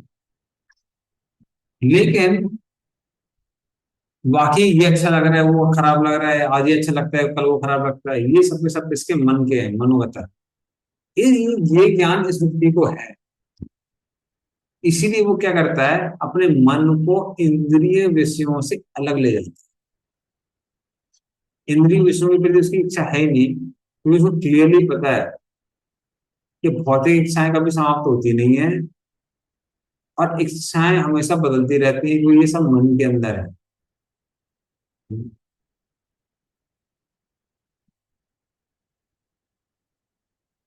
और कठोपनिषद बताया है, यदा सर्वे प्रमुच्यन्ते कामा ये अस्य हृदि स्थिताः अथ मर्त्यो अमृतो भवति अत्र ब्रह्म समाश्नुते।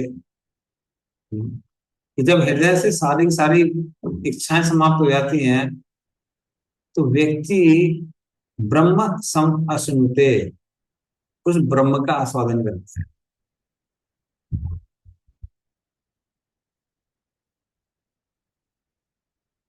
तो ये पहले प्रश्न का उत्तर था।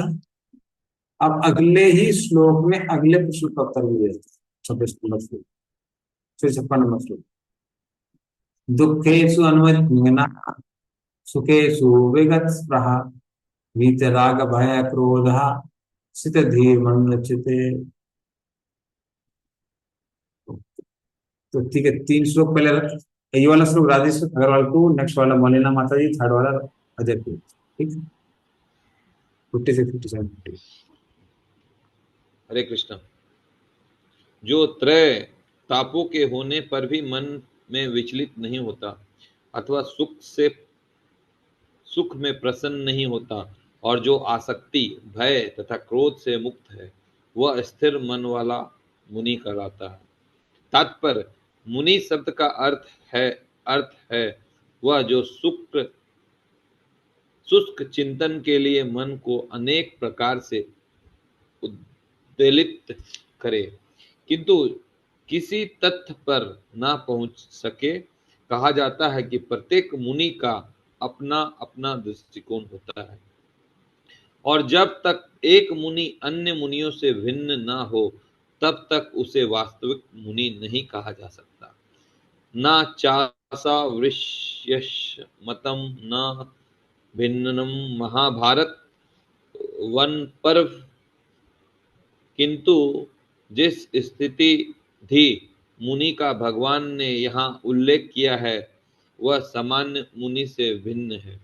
स्थित धी मुनि सदैव कृष्ण भावना भावित रहता है, क्योंकि वह सारा सृजनात्मक चिंतन पूरा कर चुका होता है। वह प्रशांत निश्शेष मनोरथातर श्रोत्र रत्न कहलाता है, जिसे शुष्क चिंतन की अवस्था पार कर ली है और इस निष्कर्ष पर पहुंचा है कि भगवान श्री कृष्ण या वसुदेव ही सब कुछ हैं। वासुदेव सर्वमति स महात्मा सुदुर्लभ, वह स्थिर चित्त मुनि कहलाता है। ऐसा कृष्ण भावना भावित व्यक्ति तीनों पापों के संघात से तनिक भी विचलित नहीं होता, क्योंकि वह इन कष्टों तापों को भागवत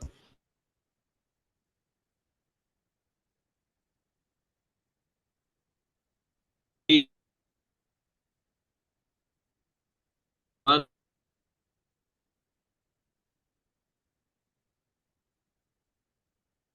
हरे तो अपने को सुख के लिए अयोग्य मानकर इसका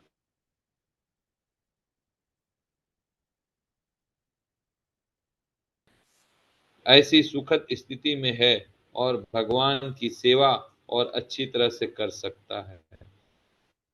और भगवान की सेवा के लिए तो वह सदैव साहस करने के लिए सन्नद्ध रहता है। वह राग या विराग से प्रभावित नहीं होता। राग का अर्थ होता है अपनी इंद्रिय तृप्ति के लिए वस्तुओं को ग्रहण करना, और विराग का अर्थ होता है ऐसी इंद्रिय आसक्ति का अभाव। किंतु कृष्ण भावनामृत में स्थिर व्यक्ति में न राग होता है न विराग। उसका पूरा जीवन ही भगवत सेवा में अर्पित रहता है। फलतः सारे प्रयास असफल रहने पर भी वह कुद्र नहीं होता, चाहे विजय हो या ना हो। कृष्ण भावित व्यक्ति अपने संकल्प का पक्का होता है। हरे कृष्ण। धन्यवाद। तो इस श्लोक में किसके बारे में बताया गया है कि स्थित प्रज्ञ भाषा समाधि के स्वर। हाँ, फिर उसके बाद किम प्रभासेता। किम प्रभासेता का मतलब है हाँ, कि वो कैसे बोलता है। तो कैसे वो बोलता है इसके बारे में भगवान बता रहे हैं कि जब भी कोई भी आध्यात्मिक क्लेश आते हैं जीवन में,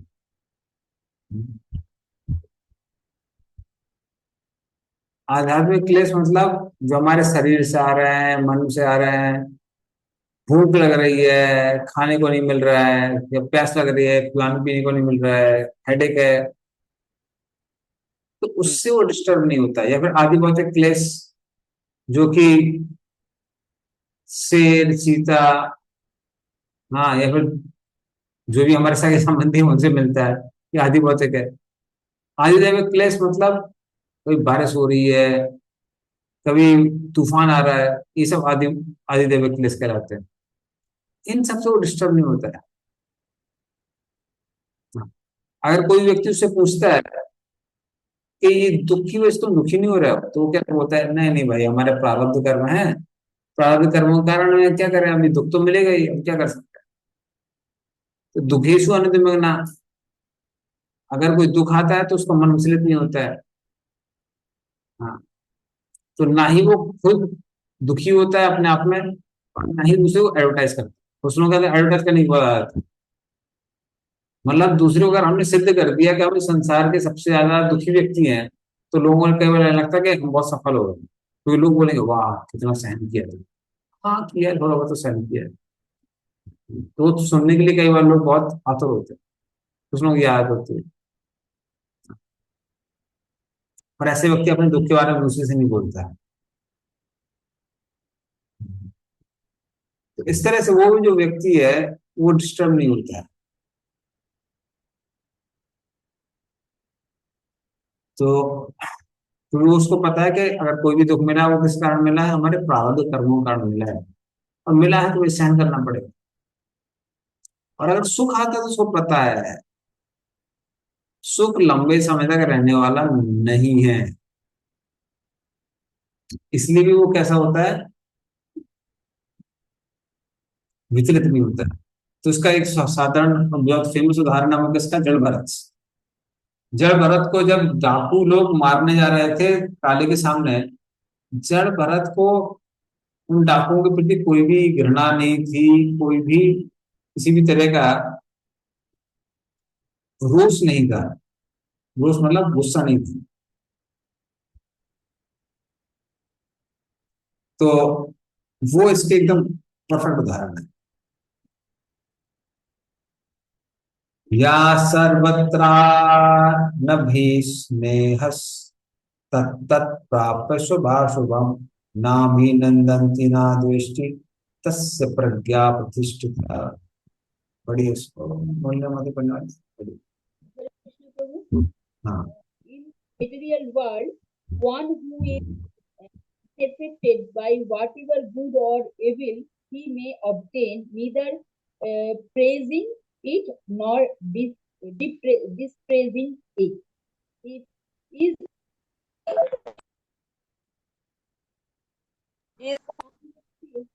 in perfect knowledge. There is always some upheaval in the material world, which may be good or evil. One who is not agitated by such material upheaval, who is unaffected by good and evil, is to be understood to be fixed in Krishna consciousness.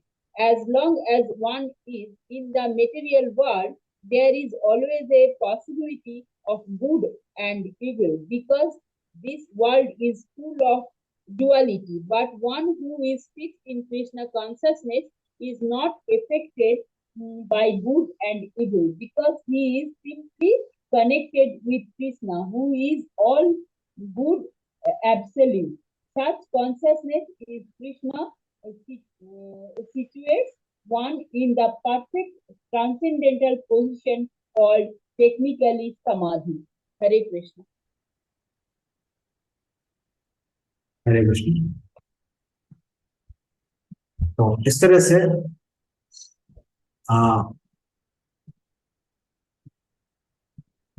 या सर्वथा अभिनिवेश स्नेहस, तो जो भी इसके उसके लिए लाभदायक कंडीशंस हैं उससे वो स्नेह नहीं करता है। जैसे कई लोग बोलते हैं हमको सिर्फ सर्दी का मौसम अच्छा लगता है,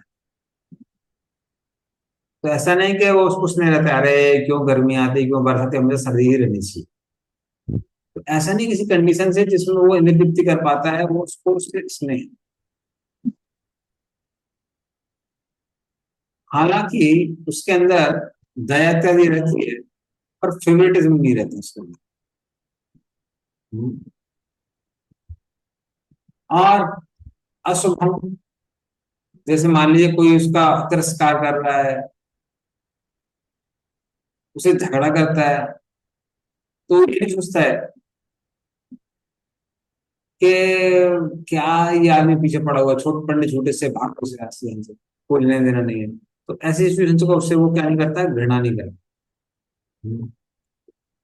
वो ये नहीं बोलता है कि अगर कोई डोनेशन दे रहा है तो वाह आप लोग बड़े धार्मिक हैं, आप बड़े भक्त हैं, मैं आपको आशीर्वाद देता हूँ कि खूब तो नहाओ खूब तो पलो, मतलब खूब आपके बहुत सारे लंबी आयु हो, ये हो वो हो, वो आशीर्वाद नहीं देते।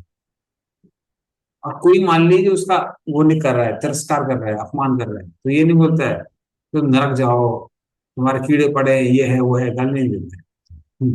तो उसको श्राप नहीं देते। तो ये किसके लक्षण है, ये स्थित प्रज्ञ के लक्षण। अब अगले श्लोक में भगवान किम आसीत, तो तीसरा प्रश्न कि वो कैसे बैठता है, कैसा इंद्रिय तृप्ति के साधनों के बीच में स्थित होता है, उसका भगवान ने उत्तर दिया। यदा संहरते चायं कुर्मो अंगानि सर्वशः इंद्रियाणि युध्यार्थेभ्यस्तस्य प्रज्ञा प्रतिष्ठिता। बढ़िया जब अर्थ होता। हरे कृष्ण प्रभु। जिस प्रकार कछुआ अपने अंगों को संकुचित करके खोल के भीतर कर लेता है, उसी तरह जो मनुष्य अपनी इंद्रियों को इंद्रिय विषयों से खींच लेता है, वह पूर्ण चेतना में दृढ़ता पूर्वक स्थिर होता है। तात्पर्य, किसी योगी, भक्त या आत्मसिद्ध व्यक्ति की कसौटी यह है कि वह अपनी योजना के अनुसार इंद्रियों को वश में कर सके, किंतु अधिकांश व्यक्ति अपनी इंद्रियों के दास बने रहते हैं और इंद्रियों के ही कहने पर चलते हैं। यह है उत्तर इस प्रश्न का कि योगी किस प्रकार स्थित होता है। इंद्रियों की तुलना विषैले सर्पों से की गई है। वे अत्यंत स्वतंत्रता पूर्वक तथा बिना किसी नियंत्रण के कर्म करना चाहती है। योगी या भक्त को इन सर्पों को वश में करने के लिए एक सपेरे की भांति अत्यंत प्रबल होना चाहिए और उन्हें कभी भी कार्य करने की छूट नहीं देता। शास्त्रों में अनेक आदेश हैं, उनमें से कुछ करो तथा कुछ ना करो से संबद्ध है। जब तक कोई इन करो या ना करो का पालन नहीं कर पाता और इंद्रिय भोग पर संयम नहीं बरतता है, तब तक उसका कृष्ण भावनामृत में स्थिर हो पाना असंभव है। यहाँ पर सर्वश्रेष्ठ उदाहरण कछुए का है। वह किसी भी समय अपने अंग समेट सकता है और पुनः विशिष्ट उद्देश्यों से उन्हें प्रकट कर सकता है। इसी प्रकार कृष्ण भावना भावित व्यक्तियों की इंद्रियां भी केवल भगवान की विशिष्ट सेवाओं के लिए काम में आती है, अन्यथा उनका संकोच कर लिया जाता है। अर्जुन को उपदेश दिया जा रहा है कि वह अपनी इंद्रियों को आत्म संतुष्टि में न करके भगवान की सेवा में लगाए। अपनी इंद्रियों को सदैव भगवान की सेवा में लगाए रखना पूर्व द्वारा प्रस्तुत दृष्टांत के अनुरूप है, जो अपनी इंद्रियों को समेटे रखता है। हरे कृष्ण। जैसे जब कोई खतरा महसूस होता है तो कछुआ क्या करता है, अपने अंगों को ऐसे समेट लेता है और जहां उसको लगता है खतरा नहीं तो फिर से अंगों को बाहर कर लेता है। उसी तरह से किम आसीता, ये व्यक्ति क्या करता है, जब इंद्रिय तृप्तियों के साधन आते हैं, मान ले कहीं दूर में फिल्मी गाने चल रहे हैं या गंदे गंदे गाने चल रहे हैं, तो अपने इंद्रियों को समेट लेता है, उस पर ध्यान नहीं करता है। हाँ। कहाँ पे अपने इंद्रियों को लगाता है, आंतरिक जो उसका ध्यान चल रहा है उसमें लगाता है उसको। और जहां ही उसको लगता है कि कुछ आध्यात्मिक चीजें मिलने वाली हैं, वो अपने इंद्रियों को उत्पन्न कर लेता है ताकि उसके सारे इंप्रेशन उसके हृदय में रहे। तो इस तरह से ये व्यक्ति क्या कहते हैं, अपने आप को इंद्रिय विषयों से बचा के रखते हैं। इंद्रिय विषय कहीं भी आता है तो इंद्रियों को क्या करना है, उसमें समझ लो। तो ये विधि बताई हुई है। तो इसके आगे जो डिस्कशन है, खासकर अभी भी चौथा क्वेश्चन बचा हुआ है, उसका उत्तर बचा हुआ है, वो हम लोग नेक्स्ट क्लास में डिस्कस। तो यहाँ हम एंड करते हैं। श्रीमान भगवद गीता की जय, श्री गोपाल की जय। वांछा कल्पतरुभ्यश्च कृपा सिंधुभ्यश्च पतितानां पावनेभ्यो वैष्णवेभ्यो श्री गोपाल।